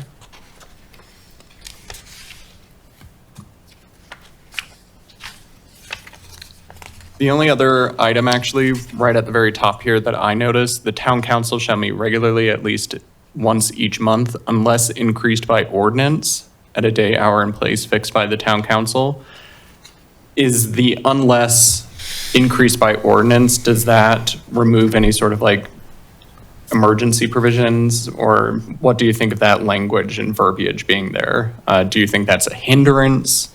Because obviously town council here Well, but regularly meets it does say at multiple times. least. Yeah, I think you're right. I think that phrase is odd and totally unnecessary. Because Okay. if council wants to have 3 meetings a month, why do you have to pass an ordinance to do Yeah. that? They can just properly posted. They can that meet was every my day if they like. thinking. I see. was just thinking we could potentially strike that.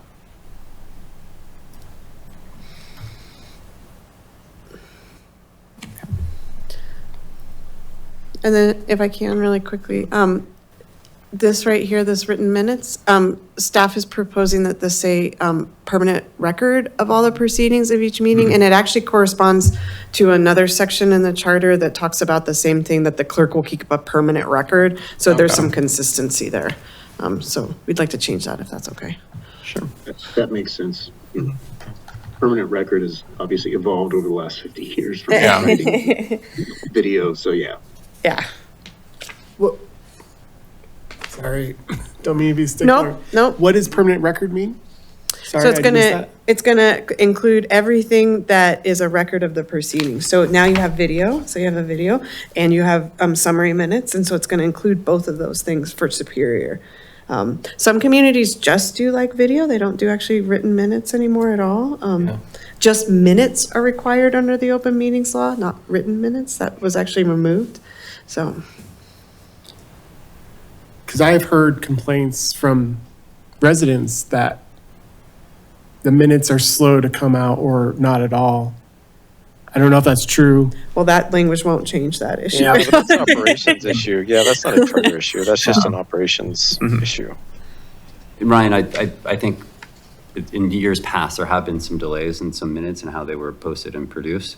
Over the last couple of years, as we switched over to having more fancy technology to make video available, usually within a day or so, depending on whether or not the service is working, and providing an actual recounting that anybody can watch from any streaming tool that they have, has kind of changed how this. Oh, trust me, I love the videos. I'm saying they are a grind to watch. So like a summary and minutes are still surprisingly valuable. And then the flip side is the complaint that I probably heard more often is that we didn't have something right in the minutes or didn't characterize something accurately. And Fair enough. I've been Fair enough. And sometimes it's just how we hear something.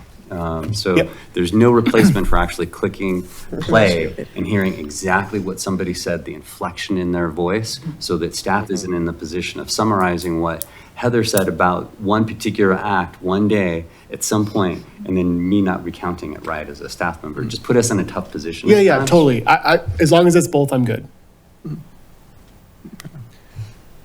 Can you go to 3.10? Sure. This one, the compensation one? Yes. Okay. Number 3, it's the last, well, it's the only sentence. It says, as are, I think it should be Secured and service on behalf of the town. or As authorized by council?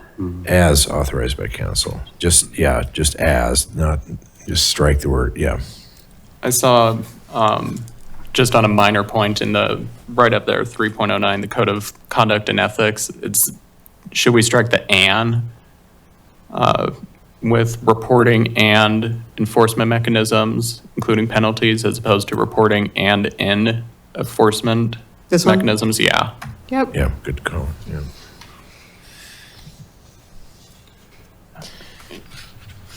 And then, I wanted to go back to 3.081, one more try on this.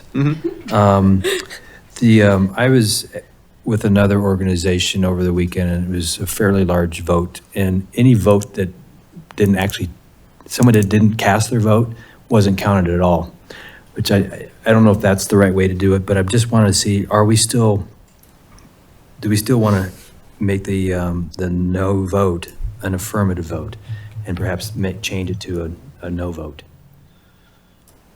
Or do we want to keep it as is? I'm glad you brought that up, because I've been doing quite a bit of thinking on this since the last time, and I think the difference between a yes and a no vote is pretty stark. A no vote means that issue could be brought back forward or brought back before the council at some point in time. Right. But if it's a default to a yes vote, you've sort of let the genie out of the bottle, and it's tough to put the genie back in. So I think having it default to a no vote is probably a safer way to go, because again, that no vote could then be revisited by the town council at some future date. I completely agree with that assessment. Yeah. That was one of my original thought, was if somebody just wasn't prepared for whatever reason, whether it's a new council member or they didn't understand all the information yet, that to make their vote count as a yes vote when they really didn't want to go that way, they weren't sure yet. I think it's wrong to do it as a yes vote. So I'd like to see it as a no. And isn't our current code The says current no is vote? it says a negative, Okay. yes. Yeah. All right, then I'm good. You wanna leaving it. go- I'm good leaving it that way. Everyone's kind of, Changing it to. yeah. I still tend to think affirmative forces the issue, but it's not a hill I'm willing to die on. Yeah. I do want to talk about present in this section. What present mean? I'm sorry, what? I'm not sure. Look, the town was brought a lawsuit because there was confusion on the word present. Oh, present. I'm sorry. I just didn't hear what you said, so No yeah. problem. Okay. I think it's, if we're gonna say if present, we should probably have some definition around that. Like, Such as if present at time of roll call or at present at time of vote, you mean? If they announce themselves present for the meeting, it's a good. I think we kind of arrived last time that we assumed it meant present in seat during time of vote. But these people are present, right? Yeah. Online. And if there's a glitch with Zoom, are they present?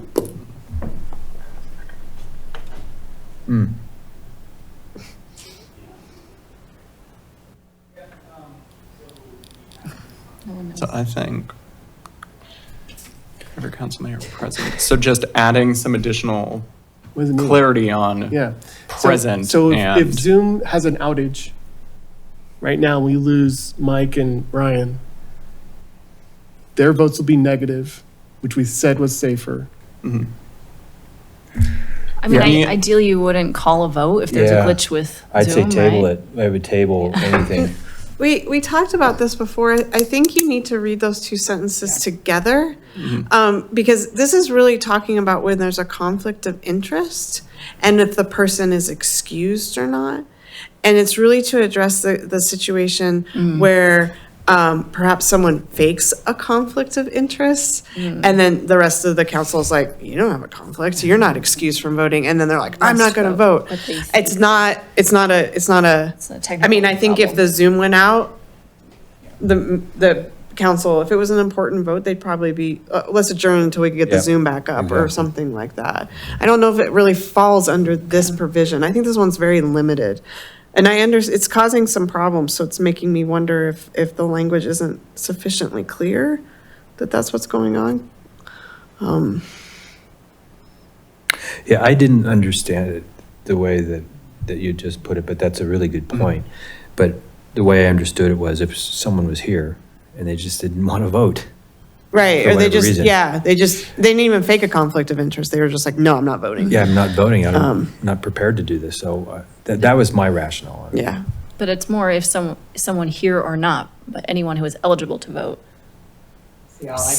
tries to claim that they are not eligible. All I keep saying is due to a conflict of interest. Yeah. To me, those were the bold words in this number one. What does, Clint brought this up, what does being excused mean? By whom? The rest of the council, By vote? they agree that that person does have a conflict of interest and should not vote on that issue. So And they excuse yeah, that so person. typically how it happens, like, the council member will say, here, I think I have a conflict. Here, they explain it on the record, and the council kind of nods and says, yeah, we think so, or no, we're comfortable with you voting. It's a very informal process.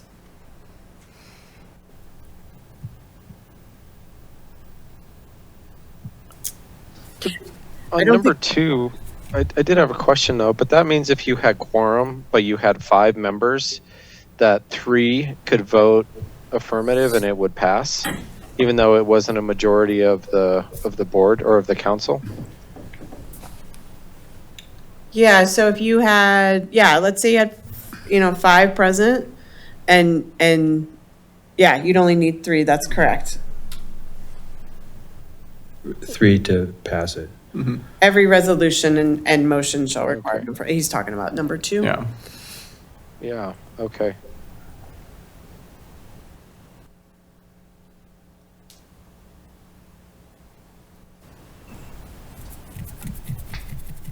Any additional thoughts, questions on this section?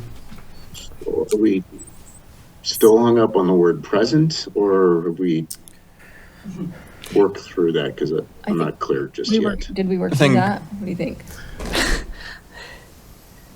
The only thing I would say, I would like the qualifier present at the time of vote, but, because I think roll call, it could be interpreted as roll call, it could be interpreted as they were on the meeting and then suddenly weren't on the meeting, like,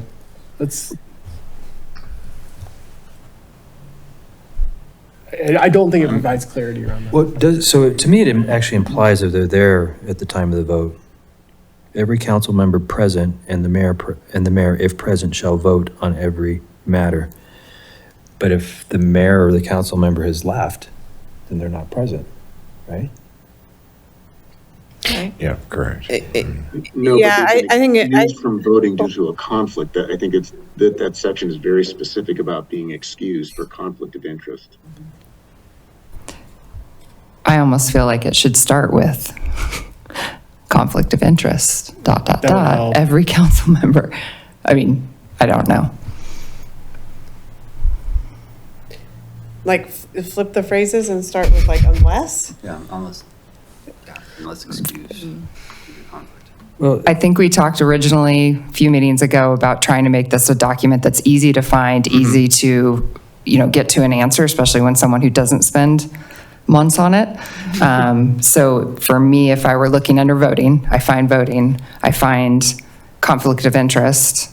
That will help us kind of get to that maybe answer or some clarity. Perhaps. that can work. I don't know what that does to the rest of 3.08, but. Oh, you want the title to change? No, not the title. No, you're doing exactly what Okay. I proposed. I just didn't Okay. know if we needed to then also do the same to 2, 3, or 4, if anyone felt like that needed to be Every council reworded. shall vote. I like that because it puts it up Yeah. front. I like that's that. fine. Yeah. Yeah. That's all right. I had something on 3.13 if we're good to move to that section. That works. Mhm.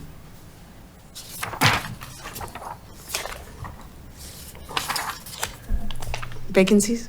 Yes. So in that first paragraph, it's got 2 sentences, and in reading the 2 sentences, I don't think they go together. I would propose perhaps keeping well, I don't think the first sentence is even necessary, because that's what the rest of the paragraph talks, or that's what the rest of the section talks about. But then the second sentence about appointment, it seems like that should be down maybe between 4 and 5 as its own number. Because it talks about, How long they hold office? yeah, and I don't know why that would be the second sentence of the intro to the section. Okay. Anybody else have any thoughts on that? No, I'm fine. I see your point, Clinton. that Now that you said that out loud, that makes sense.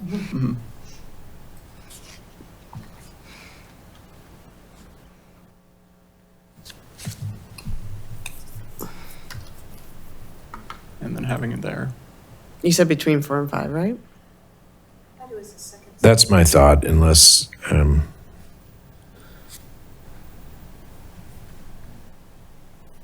yeah.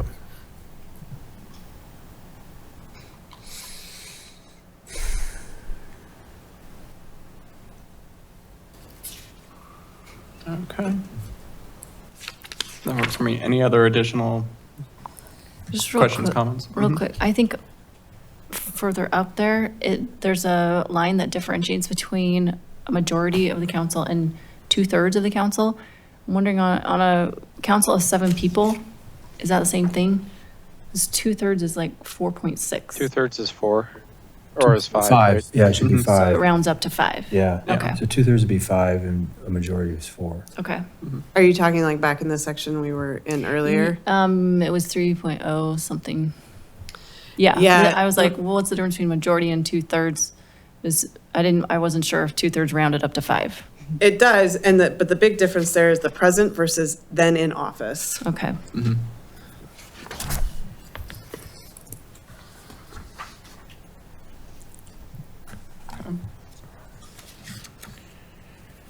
Any other questions, comments on Article 3?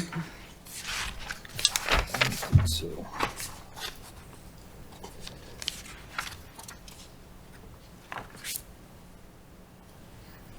No, let's, 3.14. Okay?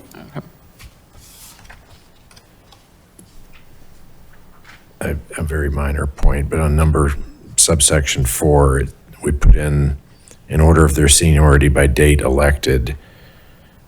I guess there could be a scenario where multiple people were elected on the same date. Yeah. But I guess if you're in a situation where everybody is dominoed to this point, you'll just be happy to have somebody in power, and it really won't, you won't be splitting hairs over By drawn maybe straws. maybe number of votes. Votes, yeah. Maybe number of votes. Right. Yeah, because I know like the reason we added that was there was concern about the seniority of age. Yes, yes, we don't want to have age discrimination, Yeah. right? I think adding saying by vote count is fine. Rather than date elected? Or date elected? I think, No, yeah. I'd say date elected, and then if you have multiple people elected on the same date, then it's by vote count. Okay. Do we need To to, get but that do we need to, granular? I don't think we need to specify that. I don't think we. And I'm Yeah. a little like, I'm worried, I'm trying to think of the retention schedule for election records and things like that, and, you know, whether that information's retained long enough. The counselors know. Yeah, yeah, probably, They all know that's true. where they placed in the election. Yeah, the town clerk's gonna be like, you guys fight it out. Yeah, yeah, okay. All right. Okay. All right, so Article 4. I don't think there was anything, no hop Yeah, I on think sheets There here. was the supermajority. Okay, move on. Yeah, Yeah, just hop over that. so I did Okay. quite a bit of research over the last couple of weeks, and I looked at Westminster, Littleton, Golden, Breckenridge, and a couple other. And other than Westminster, which has some really vague language, all the other jurisdictions, it's a simple majority is needed for the removal of the town manager. Oh. There are some large cities across the U.S. like Dallas and Phoenix require a 2/3 vote, but I would say cities and towns around the size of Superior, it's a simple majority. Yeah, and after thinking about this further, I think that's fine. I mean, that's the way it is now, and I think it's one of the, to our points earlier about not wanting to create things that are, red flags for the charter or hot potatoes for the charter, whatever you want to call it. I think that's fine. One thing on 401, this first paragraph is long, and I think some of that should be broken into a couple of subsections, perhaps. And then subsection number 1 talks about removal. And I think that you should probably have duties before removal. Yeah. I mean, just in order, the order makes no sense to me. So I First they do mean, their job. I think move the paragraph about removal to after duties. I think that makes sense. So back to the majority vote, though, I looked at it a different way than Mike, and I felt that it was odd that a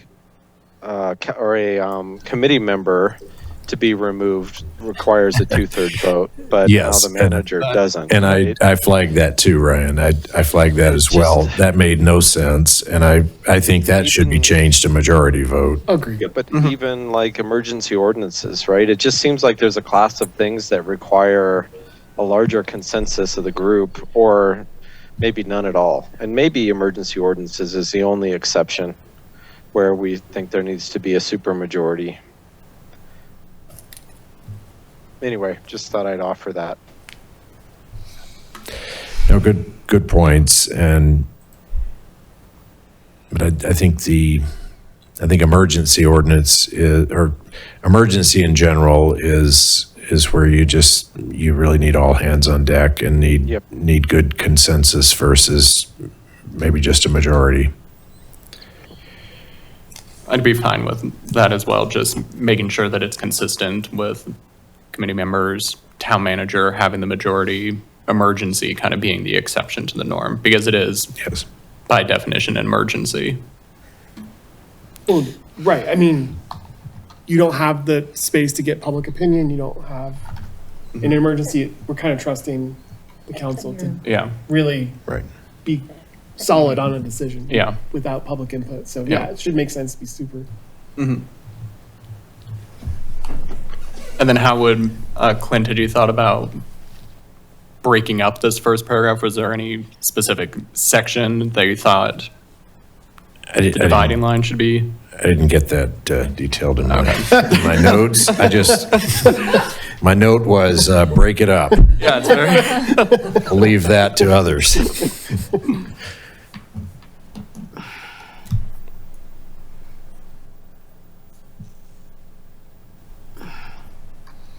So you could break it here, because it's a little bit on the qualification side, the last two sentences. So it talks about qualifications and it talks about like who's not qualified. Yeah. Any other thoughts? Okay. Just to confirm, everybody's fine with the majority on Yeah, terminating the town manager, not 2/3. I'm fine with majority. 100%. Okay. Yeah, I'm fine with it.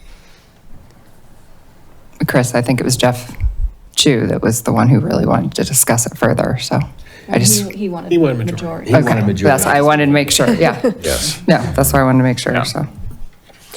Then in 4.02, the very first sentence talks about removal, and I think, Just keep it consistent. I think to keep it consistent, move that language to the end, and, you know, same for the judge and the Yeah. prosecutor. I just don't know why you're talking about removing them in the first sentence.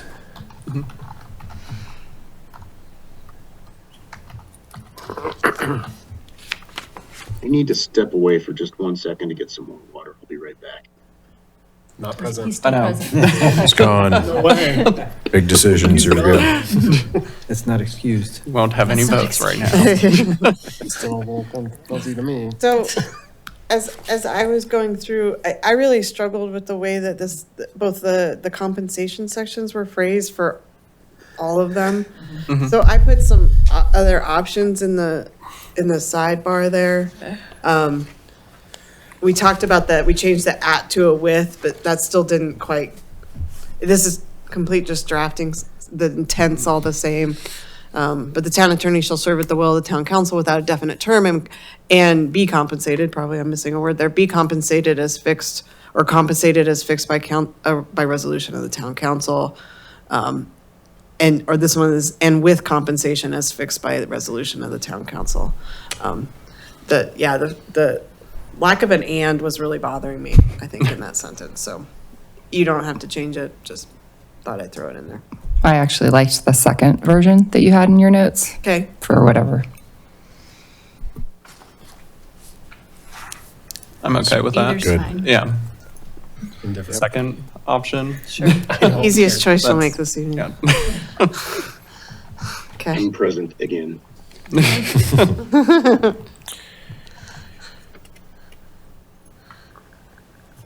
Any other comments, thoughts on Article 4? Yeah, on 404, town prosecutor, the Senate in Section 2 shall formally report to the town council at least annually. In 8 years, I don't recall them ever doing that. Once, maybe? Okay, once. Martin corrects me. So, I wrote the memo. okay, oh, good, okay. I would strike that. I mean, I think it's great to hear from them, but I don't know that we need to specify a schedule for them to be there. Clint, you Would it noted just something be that I as noted. requested? Oh, I'm sorry. So yeah, I had the exact same change that Ryan just mentioning. So without having both the judge and the prosecutor eliminating at least once annually, just having it be report to the town council upon town council's request. Perfect. Because it could be Yeah. every month or it could be every couple Yeah, of years. exactly, Yeah. yeah. Perfect, upon request, And that's okay for both? Are you okay with prosecutor and judge having that language? yes. Okay. Catherine, can we just say upon request rather than town council? Because we use town council twice Twice, within yeah. 5 words. On request. Sure. You want to request. That's fine.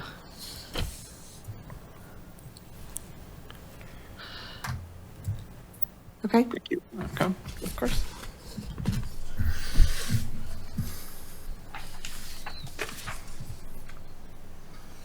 Any other comments? Article 4? I think we can delete the next and after, and more often upon town council request, because I think we just, Just said that. Yep. No.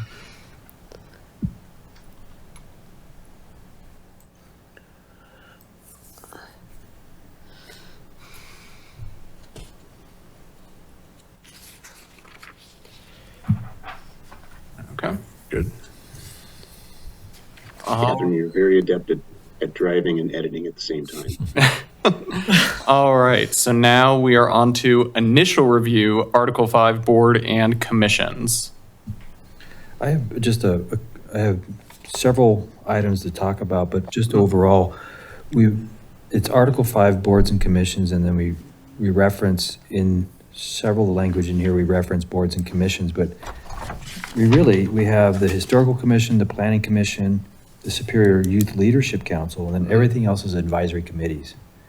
So do we need to include advisory committees in that title, or change some of the language in here about create any boards and commissions? Just one quick note on that. If you guys think back to 2012, when we went through the very detailed process to develop the ordinance that the town board approved to help arrange and direct what each of the advisory committees does, and we've been using that ever since. They're all classified as the same. They're all serving in the same role as advisory committees. So regardless whether it's a commission or a council or an advisory committee, they're all the same. So even if we reference in here multiple times boards and commissions, and it's even in the title, that still implies advisory committees, or refers to advisory committees. Okay. So I'll jump in on that one. That was something that No. the town attorney and staff and all the elected officials, and it was a multi-month discussion that resulted in that ordinance being crafted the way it is. And then just like you're thinking, Chris, there's some items that are in that ordinance that are touched on here, but it's a lot more detailed in the ordinance that the board passed in 2012. Okay. And then just 5.02, it says Open Space and Trails Advisory Board, or should that be changed to committee? So. Yeah, if you kept that, we'd change it to what you were. Okay. Yeah. Okay. Well, and so before that, in 501, that's where it says removal of a board or commission requires a 2/3 vote. I'd propose changing that to The majority. majority. Didn't we have that as a majority already anyway? So, I think we do it already just as Yeah. a matter of business and how the yeah. board does Okay. votes, just through Robert's Rules of Order, which Kendra put together a document of how to run meetings. And so that's how we've done that ever since. Yeah. Okay.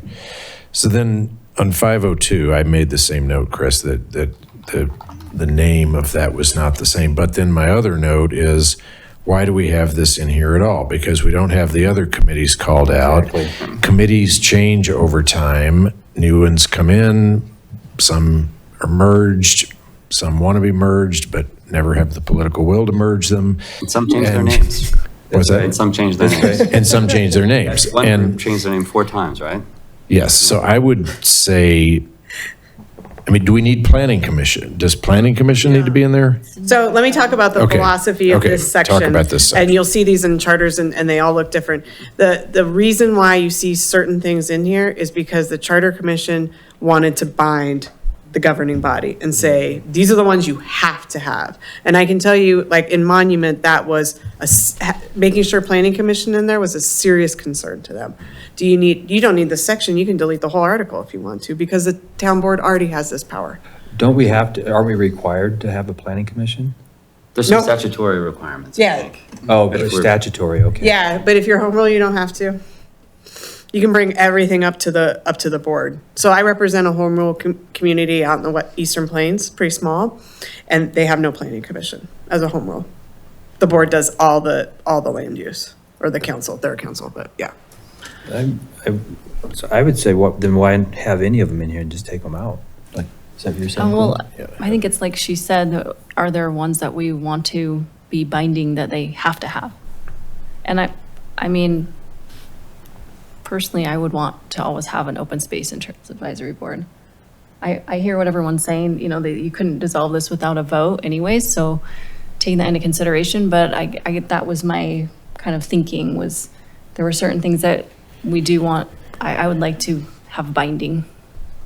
But so Claire, here's a good example though. At one point that there was a strong push to combine the Open Space Committee and right. the Parks and Rec Committee, right? Because there was a lot of overlap and it was creating a lot of extra work for staff and angst for the board, right? And so with that language in there, that wouldn't have allowed that type of change to happen. I'm wondering if there's another way, if it doesn't make sense to have this on there, to just somehow codify or make that, you know, make it explicit that this is a value But of what our town that we makes- don't want to go away. What makes that one so, you know, different than the others though? Bases. That's kind of the way I thought about it. And one thing that is different is that there is a fund associated with that committee. And the committee doesn't have any authority to spend the money, but they are given the work plan item to make recommendations on how that money should be spent. To me, that was the core of maybe what that was trying to bring forward. And I would say that the planning commission is differentiated because they're it's quasi something entity where they're, you know, making land use recommendations, which is different than an open space advisory board in this context. So the planning commission to me would probably be elevated in terms of something we'd want to include over an open space and trails advisory board. Quasi judicial, I think is what. Thank you, quasi judicial. Sure. Thank you. So just one quick note. So, you know, Mike mentioned the quasi-judicial, and so we go through a training with all the boards and commissions that, you know, each of the liaisons has. The only thing that's different with planning commission is that they sit as a judge, and a member of the town's attorney's firm sits in on that meeting and just explains what that is. But all the other applicable provisions in the ordinance that governs how we run advisory committees, we try to make apply to the planning commission the exact same way. So it's that ability to have hearings and sit as a judge for a land use application. That's the one thing that's just kind of over and above. So it's, so Mike, you mentioned treat them a little higher. It's not so much that it's higher. They just have a separate, very defined responsibility that they have. But for the most part, that advisory role that all the advisory committee groups serve, they serve in the exact same way. So when planning commission makes a recommendation about whether or not to move forward with a sub-area plan like the Northwest area plan 4 or 5 years ago, it's a recommendation. It's not a hearing item. So that's, you know, the same idea. You know, if ACES is interested in pursuing a project, it has the same gravity as a planning commission recommendation for a project. That's all, just a clarification. Martin, once the town is all built out and there's really no more land to build, how important is it to have the planning commission? Good question. Well, I'm sure there's a lot of experience with some other jurisdictions, but my own narrow purview is that, you know, we have a very specific definition in our code for major and minor infrastructure projects. So if there's a major project, whether that's a street project or a new park or a community center, it goes through a major improvement hearing process before the planning commission. Right. The planning commission, I think, also serves as the tree board for us. So there are some very defined roles I'm thinking of, you know, over time. So there are applications that make sense that are for redevelopment, you know, thinking about what the next iteration of the Superior Marketplace might look like. It's going to need to go through a full formal review. So the notion of having land use applications and having a group, you know, some jurisdictions want to keep it all with the elected officials, and that's, you know, obviously something can happen, but I think for the most part, our elected officials, given the couple decades that we're familiar with, has always wanted to have, just like the advisory committees serve a purpose now of going through the trouble of doing that technical review before bringing a final recommendation to the elected officials so that they aren't mired in those details. Got it. And my client on the Eastern Plains, the reason they don't have one is they can't get enough people to serve on one. So it's not really like they want to take power. They'd be more than happy to give it to somebody else, but they just can't. So Do we have a board of adjustment? We do. you do it Town your board of boards, trustees. Yeah. Trustees. Yeah, I was, And that's codified as well. That is Yeah. my note on that, is that we should change that to reflect that was, what we're currently doing. Or, I understand the reason for that is that there's just not enough residents interested in it. They don't work enough, and there's not a lot of adjustment going on. Shockingly, this was before I was here. That old. At some point in the 90s, the town board was receiving enough cases that it was the town board at the time, when this building was a house, would meet in this garage slab to host meetings.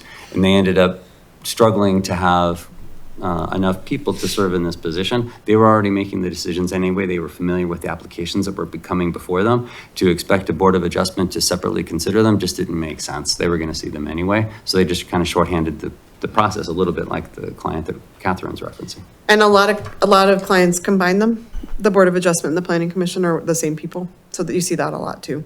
It's hard to staff two boards.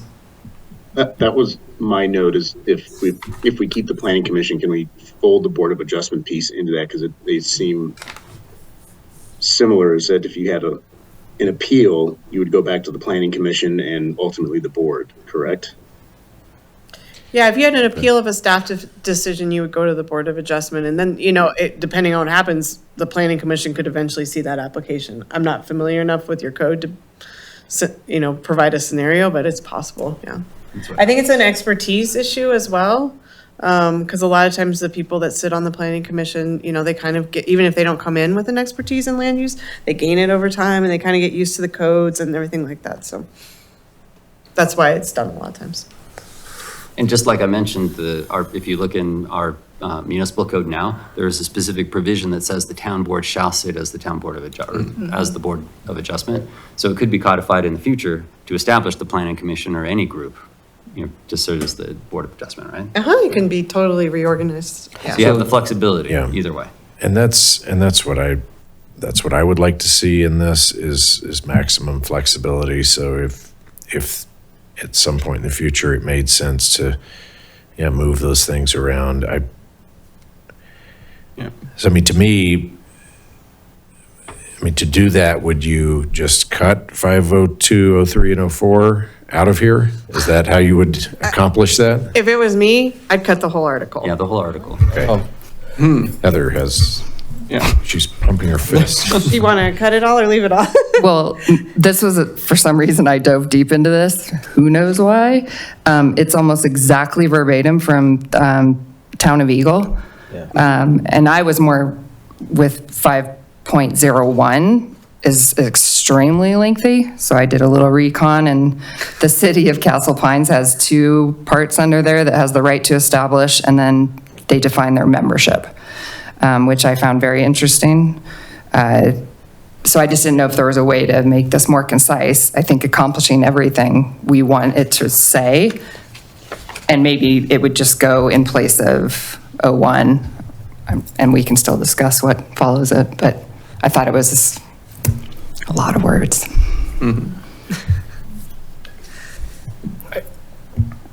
So Heather, you're recommending we essentially keep 5.01 subsection 1 and 2? I think what Heather also, and correct me if I'm wrong, looking at Castle Pines, I pulled that up right now. They just have two very brief sections, right to establish membership, potentially utilizing that language. So we cut the vast majority of this, have it at the bare minimum moving forward. Yep, agreed. Correct, that's, So if this isn't the right place to mention something about open space, I'm just thinking, to me, this is a core value of the town. I want to keep that as a core value of the town. Of course, we want this document to be flexible, but I think we also have the opportunity to establish what the core values and principles are that we don't want to change. Is there a place for that? We do have a section on It open just space. put in its own section, are we wanting to keep that section at all? Well, that's Article 12. There is open space and trails. Right. Yeah, but that section, I don't, Are you like that section we really need to look at closely. That seems out of place here. It's I really guess our it- greatest asset. It would kind of be heartbreaking to. Yeah, but how all does the go away. committee, not having a committee flag that we're getting rid of our biggest asset? Like, you could say the same thing for parks or for caps or for our sustainability work that ACES does, right? I mean, that's Claire's opinion, but where do you draw the line there? I'm with you, right? I don't want to lose the core value of the town, but open space is only one part of what makes Superior great. When we chose Erie, when I read Erie the first time, it was clear to me, at least it felt like, their reading of it was they decided on the preamble first and then laid out the entire document. They didn't. No, the preamble's always written last. Because the emphasis on open space was clear throughout.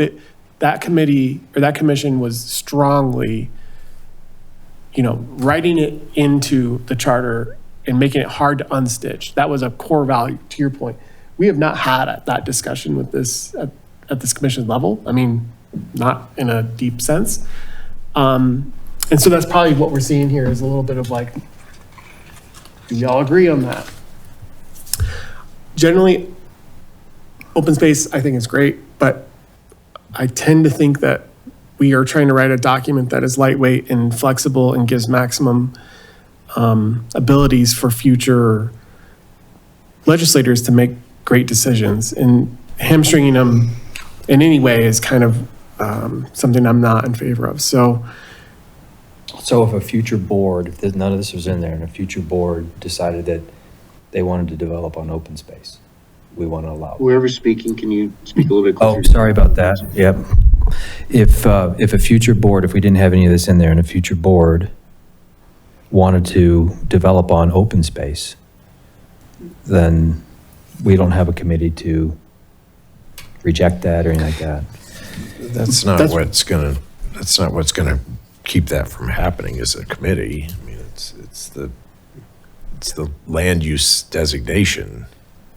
Right, but if you have a committee, like an advisory committee though, that's Advocating, championing that, then they're gonna be very vocal about it.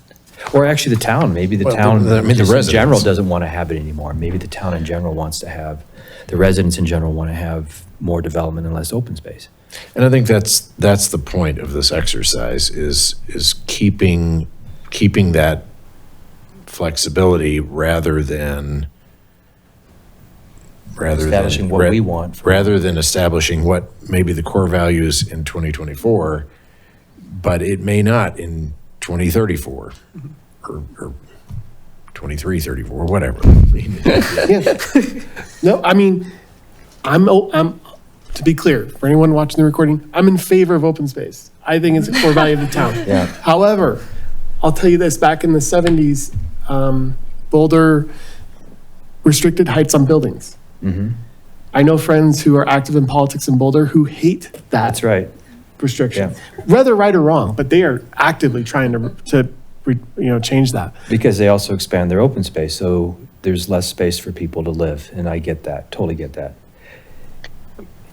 Hard for me to say that we are going to stitch the town into something that forever will be. It's hard for me to make that call. Yeah.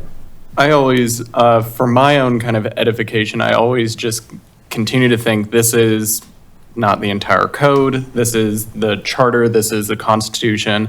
The U.S. Constitution makes no mention of national parks or a Department of Interior. The first national park wasn't created until Ulysses S. Grant was president. It doesn't mean that those are not core, I would say, American values to treasure, like our lands. There are other ways that we can highlight that and the importance of it in this document without enumerating these specific commissions, boards having to be in place when the entire document itself is fairly brief. What are the other ways that we can do that? I think through like the preamble, we still have, we'll be discussing this at a later date, the open space and trail section. So I think there are some alternatives. Yeah, because section 11 that talks about the open space, the only thing in there that I thought was worth keeping was the language about being able to sell or dispose of property purchased with open space funds, and you can frame it from the fund rather than a committee to say that this can't be sold without a vote of the people, and that the proceeds of such sale must be deposited back into the open space fund. Right, that's one way that we could protect that piece of, or, how that money was spent specifically for open space. One quick thing on that, Ryan, if you think back to, can't remember, we talked about this, maybe the first meeting where I was, if the town were ever to decide to dispose of or sell open space property, the open space fund has to be made whole. So that core value that you're thinking of, Claire, that's always going to be there because that fund isn't going to change, just the way SMID or SURA isn't going to change. So if, just like Ryan's describing, if having the flexibility for a future group of elected officials to have a public hearing to dispose of property, it's always going to go to a public hearing, and the fund itself will always have to be made whole. So there's not a kind of a pea in the shell game. There's no way to kind of get around this. The open space fund has been established, and there is no changing that. Unless the voters repealed it. Yes, unless voters were to eliminate it. And then the core value of the community would have changed. I guess that's I'm saying I don't want them to. that's your core value. I guess the question is, do we trust future voters? Yeah. But I think that's Because up to the voters, sometimes those are unpopular not decisions. this committee, Yeah, right? Isn't that a voter decision? It is, and I like that where it forces people to, when you have, it's required by vote, it forces people to take action. But I guess one of the concerns now is that this town is, and I am actually for taking them out, but this town now is very for open space. And if we don't have some reference to that in there, then we could have some, negative views on this charter because we don't mention anything about open space and managing it properly. So it's just something I think we need to think about. Highlight in the preamble. First thing. If you're like me, just read the first page. Page 2.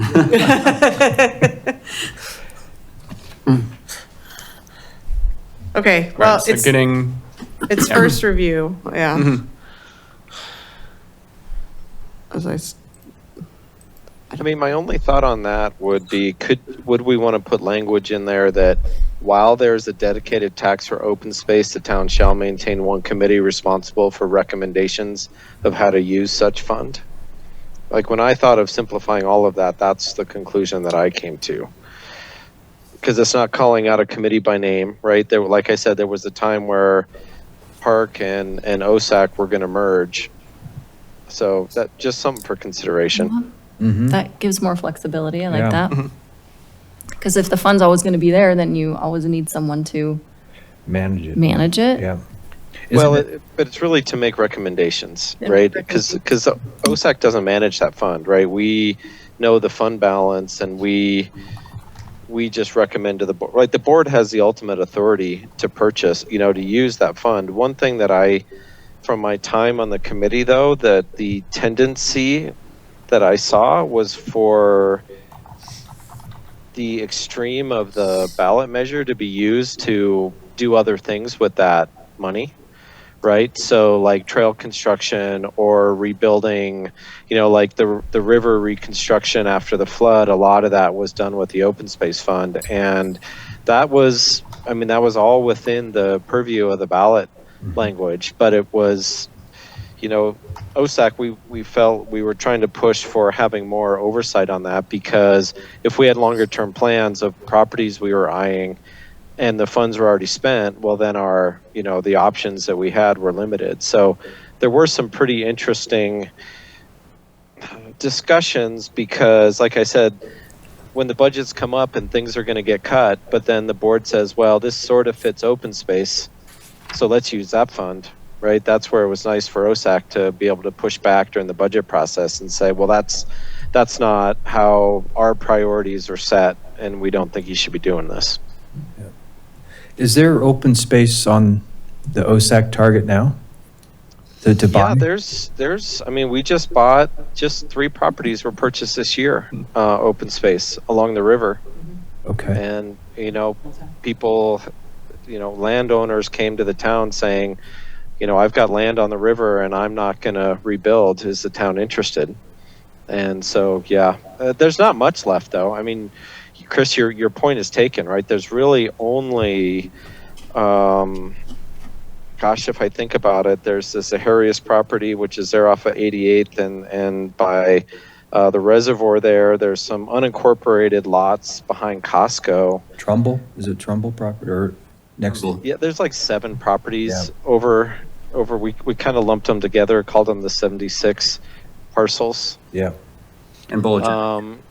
But there's really not much left after that, unless you start looking at, some of the discussions OSAC was having was, well, what if homeowners dedicate or were willing to sell to the open space and have homes torn down? I don't think it was a serious consideration due to the cost, right? The cost per acre on something that would be astronomical. But there are some, the reality of it is most of that fund is accounted for the next 20 years due to the Coyote Ridge purchase and how that was funded. But on the other hand, that's a fixed bond that's being repaid, and taxes are going up each year. So each year there tends to be a little bit more money in that fund for doing things. Yep. So that was an interesting observation through that whole process. Okay. Just so you know, the way the committee was looking when I left was looking more like Boulder County is how do we use that fund for maintenance and maintaining what we have, as opposed to being able to acquire much new. Okay. Well, I know it's a little off topic, but there you go. Yeah. I think, and correct me if I'm wrong, but kind of the feeling that I also give in those other additional sections, Planning Commission, Board of Adjustments, maybe highlight for potential removal. We can discuss that on a second review. And then I know it's not in front of everyone right now, but to Heather's point, looking at the Castle Pine section, if we wanted to alter the language of the very first section here, just to have very briefly right to establish membership, that does, I think, condense a decent amount of this. And we still have some of the key priorities there. The only thing that I would potentially adjust with that, and I think Chris also highlighted this point a little earlier too, it might just be helpful for residents because everyone is familiar with advisory groups, just stipulating what we mean going forward with this language. They, on Castle Pines, they talk about boards, commissions, committees. It might be helpful just to highlight advisory groups or include that language in there, just because I do think a lot of people think about advisory committees.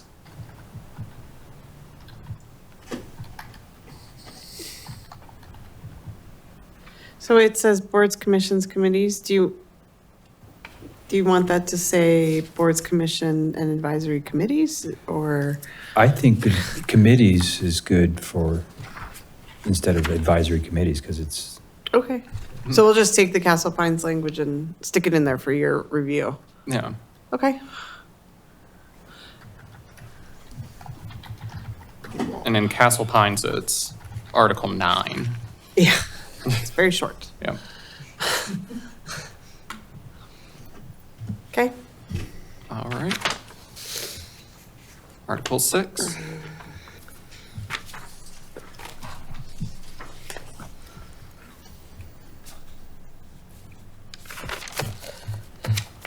I had a comment on 6.03, but I'll wait till we get to 6.03.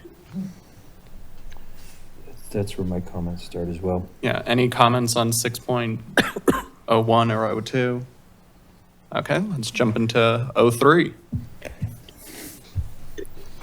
I know this has been in a sort of an adopted practice with the board, but I really like the idea of having 2 public hearings where the first public hearing is introducing the proposed ordinance to the town residents. It's posted for 30 days for public review, and then it's considered at a second public hearing where then the elected officials discuss, debate, modify the ordinance, and approve if they can get a majority of votes. So I don't know if that's too much detail that we want to spell out in our charter. So I'm open to hearing ideas or conversation about that. Yeah, that's where my note was on having a second reading and make it a requirement. However, I think it would be good to give the board flexibility to waive a second reading if they had to get an ordinance done, if it was very timely. Like if it's an emergency ordinance, totally understand. Yep, I would absolutely support that. But as a matter of normal business, having some window of time where the public has an opportunity to review the ordinance before it's discussed and debated by the board.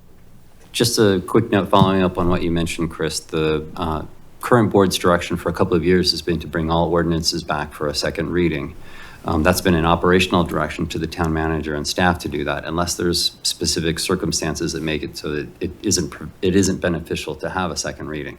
A really good example is the open space purchase that Ryan mentioned. When we did that last month, the folks that were going to be benefiting from that would have had to wait a month before the ordinance became effective, and would have effectively delayed them getting through this property transaction. And the board very specifically at the time wanted to not have that as a delimiter. So there are some, just like you're describing, some Right. circumstances where a second reading isn't beneficial for the community, but in general, what the town board's operating direction has been to the manager and to staff has been to bring back every ordinance back for a second reading. So was that, in that case, was it an emergency ordinance? No. Yeah, so. I Purchasing wouldn't want open it to be space is not an emergency. ordinance, but- Might have been for No, the I people that we were- understand. So I just want to make sure that we're clear. Emergency ordinances would be one thing, but that's a very good case that I think that we need to keep into consideration.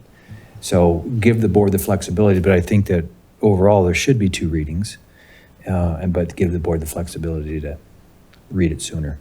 What does it mean if required by law? Like, how do we know when it's, what types of things would be required by law and what wouldn't? That's a great question. If your budget is adopted by ordinance, you have to have a public hearing as part of it. So you do that as part of the ordinance adoption. Trying to think if there are any land use issues, because you could, as home rule, you can modify all that in your code and remove all that and trump the law. So it's kind of a weird phrase. I don't know if it's supposed to be there in case the law changes. I don't, Mike, I agree with the sentiment of 2, unless it's not for the public good, like Chris is talking about, like some exception clause to clarify that. I wondered about 0.6, effectively 10 days. Is it 30 days right now? Yes. I think 10 days is too fast. And I it's in circled that conflict as with well. repeal. Yeah. I don't know if the word is weird. So that's extremely common for home rules to make their ordinances effective more quickly. Yeah. Tens. I think we need to give more time, because if an ordinance is going to affect a business, they may need more than 10 days to make operational adjustments to comply with the new ordinance. So, But you couldn't. And I even will make say, it extend. nothing prevents the town council from setting an effective date further out in the future. Yeah. Saying, like January 1st of next year, this is going to be effective or whatever. This is just the default, just regular process stuff. Yeah, I like the ability to have a sooner in effect date. I mean, there are many ordinances that I can think of that we passed that were, passed unanimously. You wanted it done yesterday, and you wanted it in effect yesterday. And this idea of waiting 30 days and waiting, 2 meetings, that's just completely contrary to the idea of making local decisions and making them quickly and getting things done. I mean, with land use, I agree, 2 meetings and, longer runways on land use things. But yeah, if you're purchasing something and, all parties want it executed, done sooner, or maybe there's a safety concern and you want something passed sooner. I can't think of, all the specific examples, but I think there are many reasons that you would want it, you would want the ordinance done faster, and you would want it done, and you would want it in effect ASAP. And even if it was not an emergency, I mean, there are emergency situations, and I think that wording is fine, but I think even on regular ordinances, there's plenty of stuff that is not controversial. It's done, with a unanimous vote, and you're just doing the business of the town. and Clint, I absolutely agree with that. So, purchasing the property acquisition as the example was brought up, completely agree that that can be done in one hearing, but I'll use the example of short-term rentals. That issue got pushed through really, really quickly, and that was a controversial issue and probably should have had more time and spaced out for more public input. And so, Mike, I got probably is a very specific example, but I'm just saying that could be one of those issues where maybe there needs to be a 30-day window in between readings for the public to digest what's being proposed and then provide feedback to town staff or the town board. Mike, I just wanted to clarify for the ADU and short-term rental discussion, that stretched over multiple months and multiple readings. It did, but that was because there were a vocal minority of people that came out at the meeting and spoke up and were sort of surprised by what was being proposed. And then that resulted in it getting stretched out. So I don't want to debate that issue. I see your but what point, I'm saying it was is going to that go to that's an 2 readings example of regardless. where there probably could have been more time allowed for a public process before a decision was going to be made.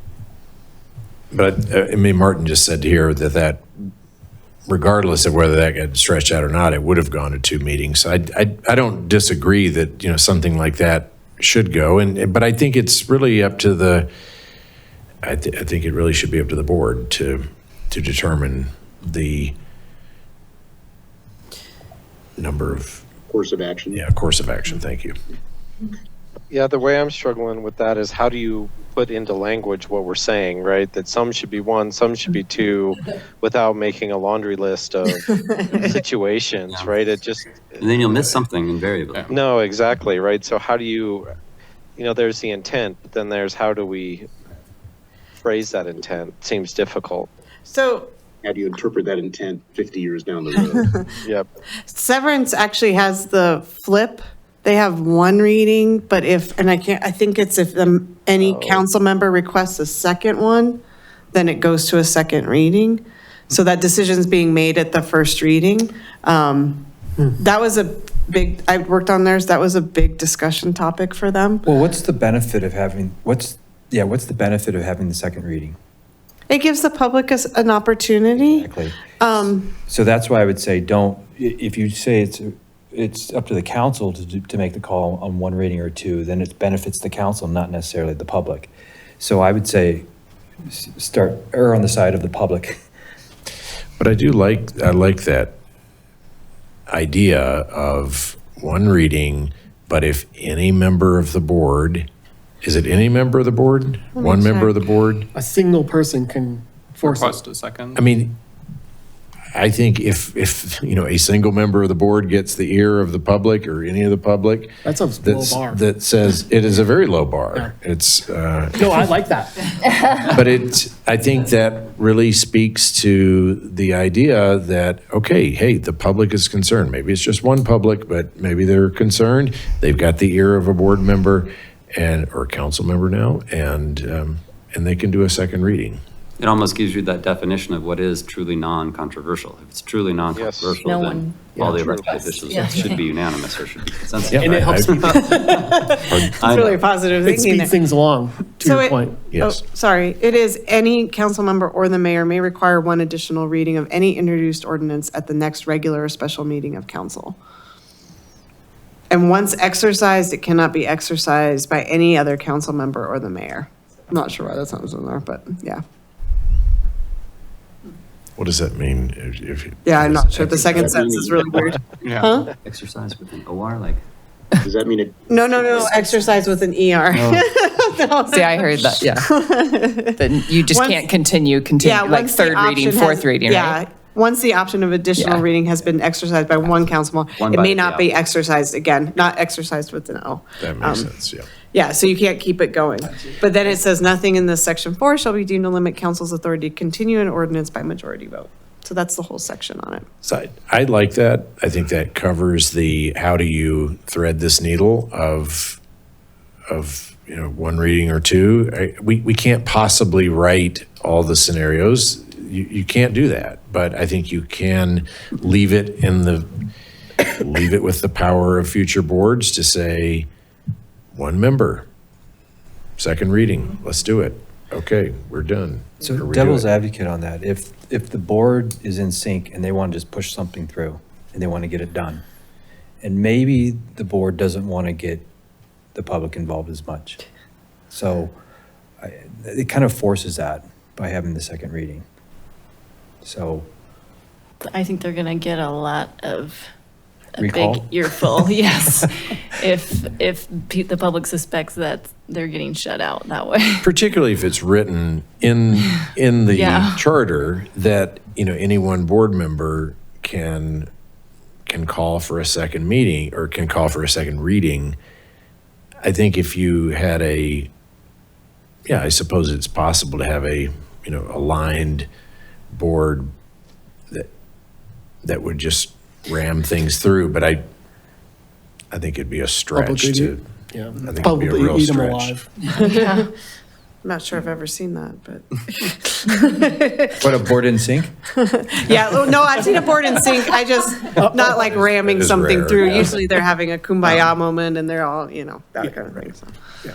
I do like maybe just also bearing in mind the time, potentially just looking at the severance language.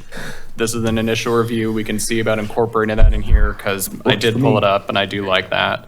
And then we can continue on. On I had a little item on 604. Thanks for the discussion on that. Appreciate it. Yes, good. 604, item 2, emergency ordinance shall also, I think the word also is kind of redundant. It'd be deleted.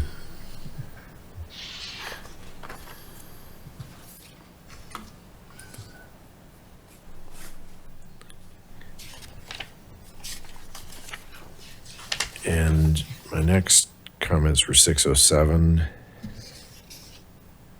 about public records.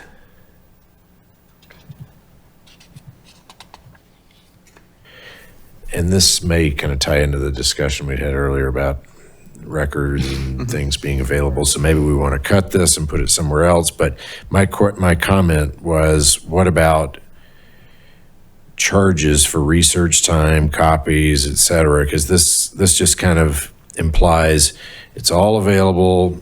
We'll work for you no matter how long it takes. And I know there are some people, it's a real sport to do record requests and research, and it's a time-consuming thing. And I know that there are currently policies in place about charges and research and things like that. So I think that's reasonable, and I'd like to see that continue. So should there be any adjustment to this, or how does that? What do you think about that? I don't think so. So it says in accordance with the Open Records Act, and all those charges and the process for, making records requests and how they're handled, those are all authorized under that act specifically. So I think that in accordance language brings that all in without having to list it also. Okay. But it's a good question. Okay. Yeah. No, if that's covered, then I'm good. Yeah. Any other items in Article 6? I was confused by what 606 is saying. Could you maybe, could someone explain this to me? Sorry for bringing this up, but I just couldn't follow what this was saying. So for those of you not familiar, so like the town adopts building codes and fire codes, and you adopt them almost en masse in whole. You might make amendments to them, and that's called a secondary code adoption, and that's a recognized thing under state law. So there's nothing in this section that deviates from that, and so you just reference the code in the ordinance. So we're going to adopt the 2019 building code. And then it just becomes part of your regular code instead of making it, it's just a process for doing that, for adopting It's those. basically a requirement by the state or the federal government. They create a requirement, so we have to adopt it. Is that what you're saying? Well, yeah, now, I mean, the state law, the the state has kind of reached in and said, yes, you're going to adopt these codes and do that. But before that, you didn't have to adopt certain things, and everybody municipalities just did it. They didn't want to create their own building codes. And that International Code Council that creates those building codes is an independent agency. So, yeah, it's just a matter of ease, really, more than anything. Does that help, Ryan? Yeah, thank you. Okay. I mean, especially if this doesn't flag anything for you that it needs discussion, then I'm good with it. I can also do more research if I want to understand it better. So I appreciate it. Okay. Any other questions, comments? All right, municipal court.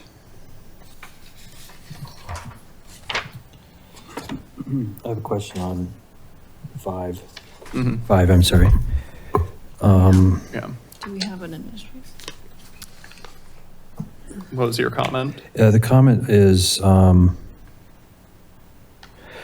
okay, number 5, administration of court operations shall be by the court administrator who shall be appointed by the municipal judge.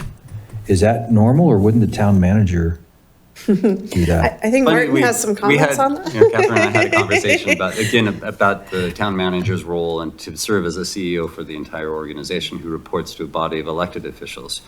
This was a big flag for me, and I put a big circle next to it because it seems like you're mandating who the town manager, taking away the ability for the town manager to determine who works here. So I saw Erie didn't even have a section equivalent to this. I was actually debating just striking this. Erie, do you mean Eagle maybe, or? Eagle, Isn't yes, this apologies. Aries? Okay. I was like, did I do the wrong? Yeah. No, apologies.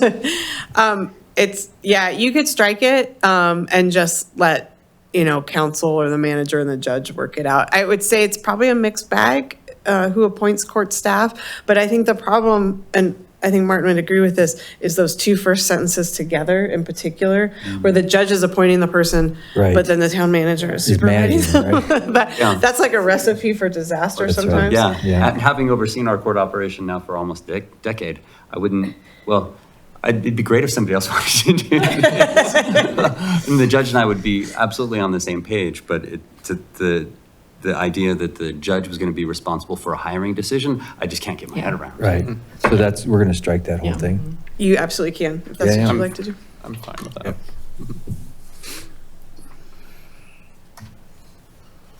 Any other questions, comments on municipal court? We're going to get through this, all this stuff tonight. That's awesome. I know, we're cranking through now. Jumping all the way down to Article 9.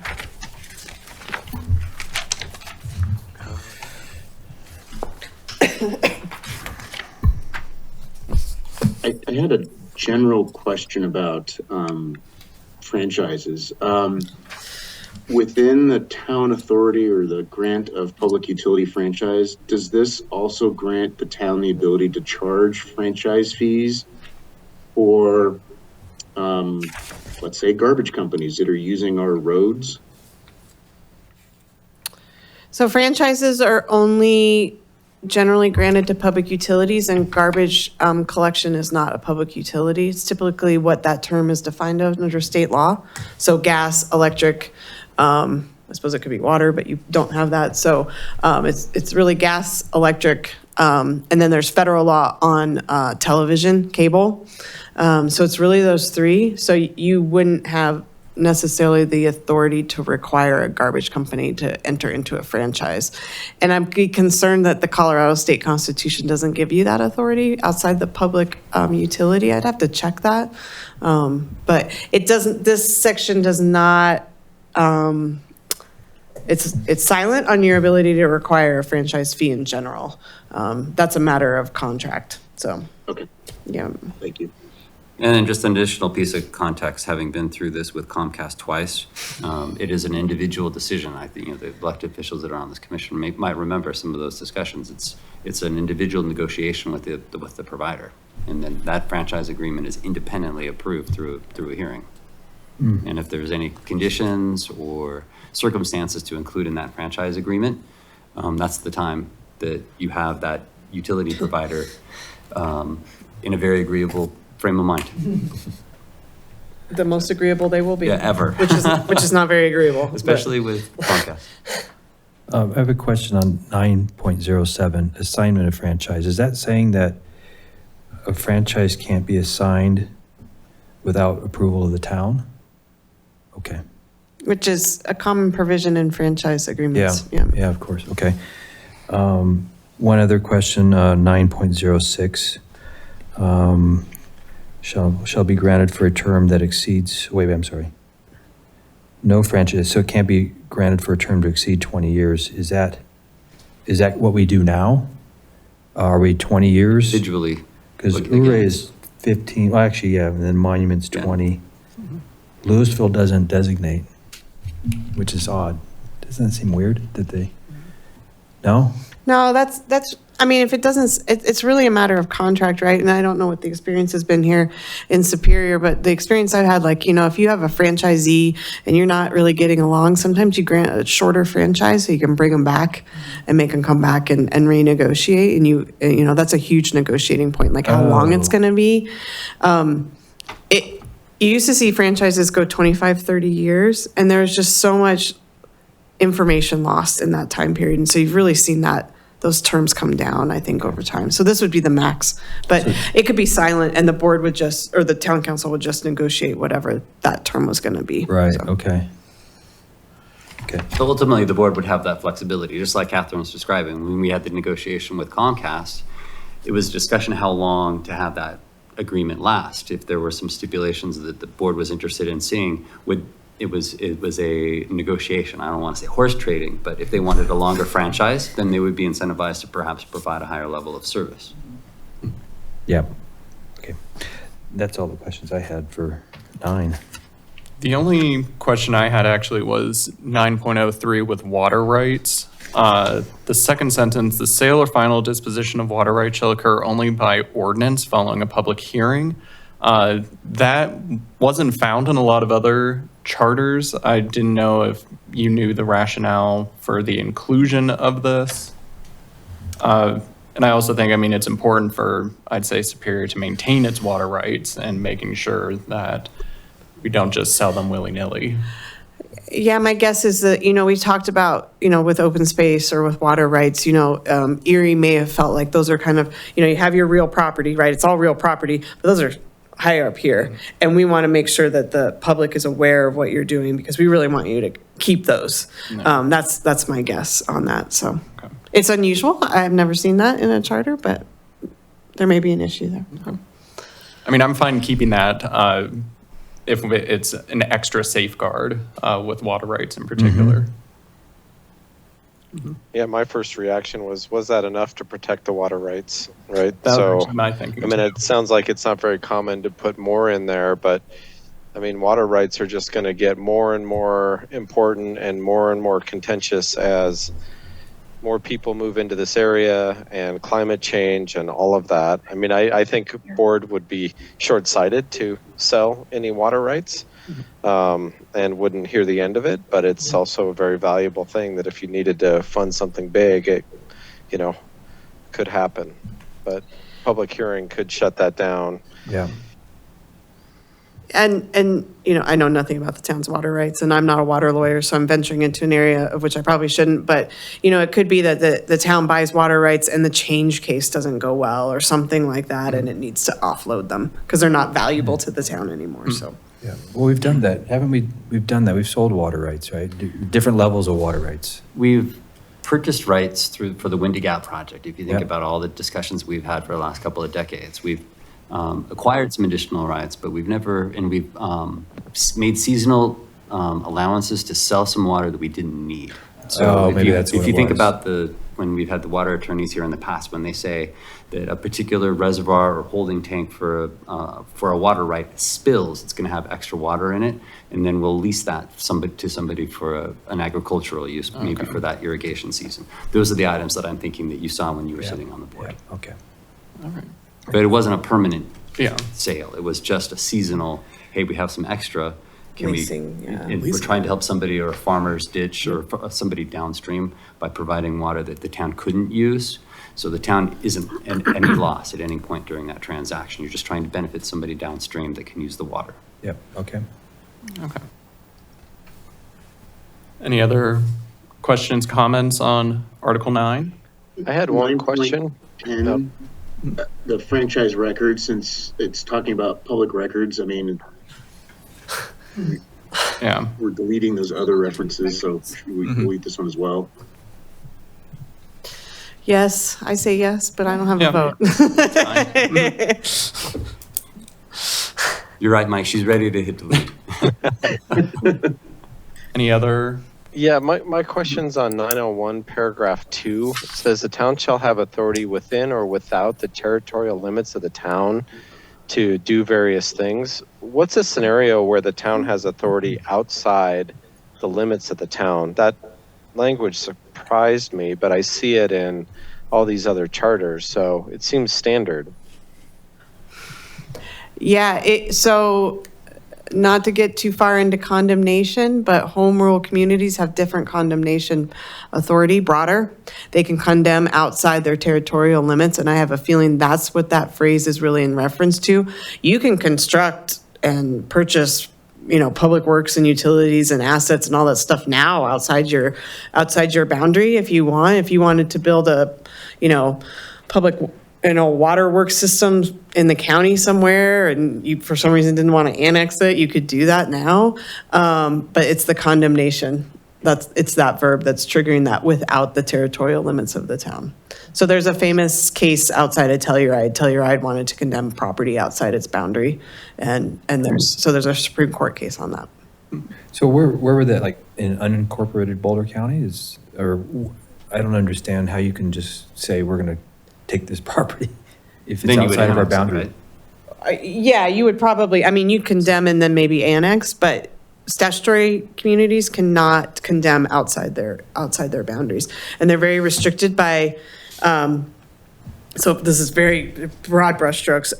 Home rule municipalities can condemn for a public purpose, but they don't necessarily need a specific statutory authority to condemn. So sprinkled throughout state law are provisions that allow for condemnation by local governments. And so statutory municipalities need to be able to point to a specific statute along with having a public purpose and say, we can condemn for these reasons. But if that statutory authority isn't there, a statutory community cannot condemn. But home rules really just need a public purpose. And now, under that case law, they can go outside their boundaries. So in a hypothetical scenario, if I'm understanding you correctly, the town of Superior could hypothetically condemn the Walgreens on Rock Creek Parkway if the town wanted to widen Rock Creek Parkway.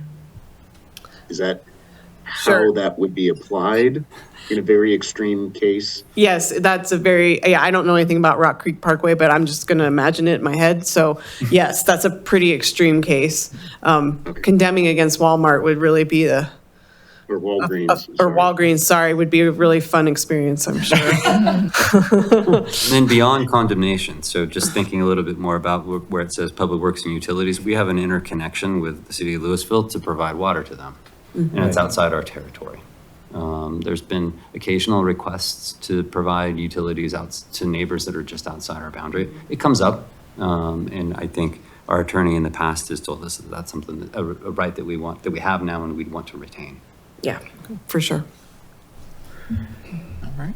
Thank you. Appreciate that. Any other questions, comments, Article 9?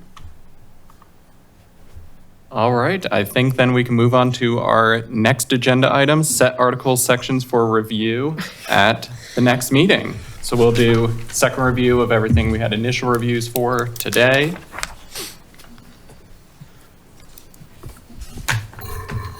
And it's just a matter of kind of how bullish are we feeling moving forward? I think Should we really- look at the schedule? Yeah, I know, I'm pulling it up. Really go over 12. So you're gonna have second review of, why does this feel like this is off? What day is it? Okay, you're gonna have second review of 5, 6, 7, 8, and 9. So you did an excellent job. So if you want, you can do 10, 11 is referendum and initiative and recall. That's going to be a long one. Yeah. Yeah, it's often a big topic. 10 is taxation, yeah. Yeah. Yeah, let me see what 12 is the open space, so maybe you don't want to do that. And then 13 is miscellaneous. I'm maybe thinking just given the nature of taxation initiatives, referendums, and recalls, having just them on the items, because we've managed to actually get through a decent amount today. And I'm sure there are a couple of items in this that would, in second review, we'll want to discuss at length too. So you're saying 10 and 11? 10 and 11. And Then did we 12, do because 12? We didn't do 12. We No. did 12? No, we didn't. No. Because that one is open space and trails. Right. Okay. And I feel that one will also be fairly lengthy in discussions. But what is everyone else kind of thinking? Include 12, not include 12? Might as well put it on the agenda, and if we get to it, we get to it. Yeah. If not, I think so.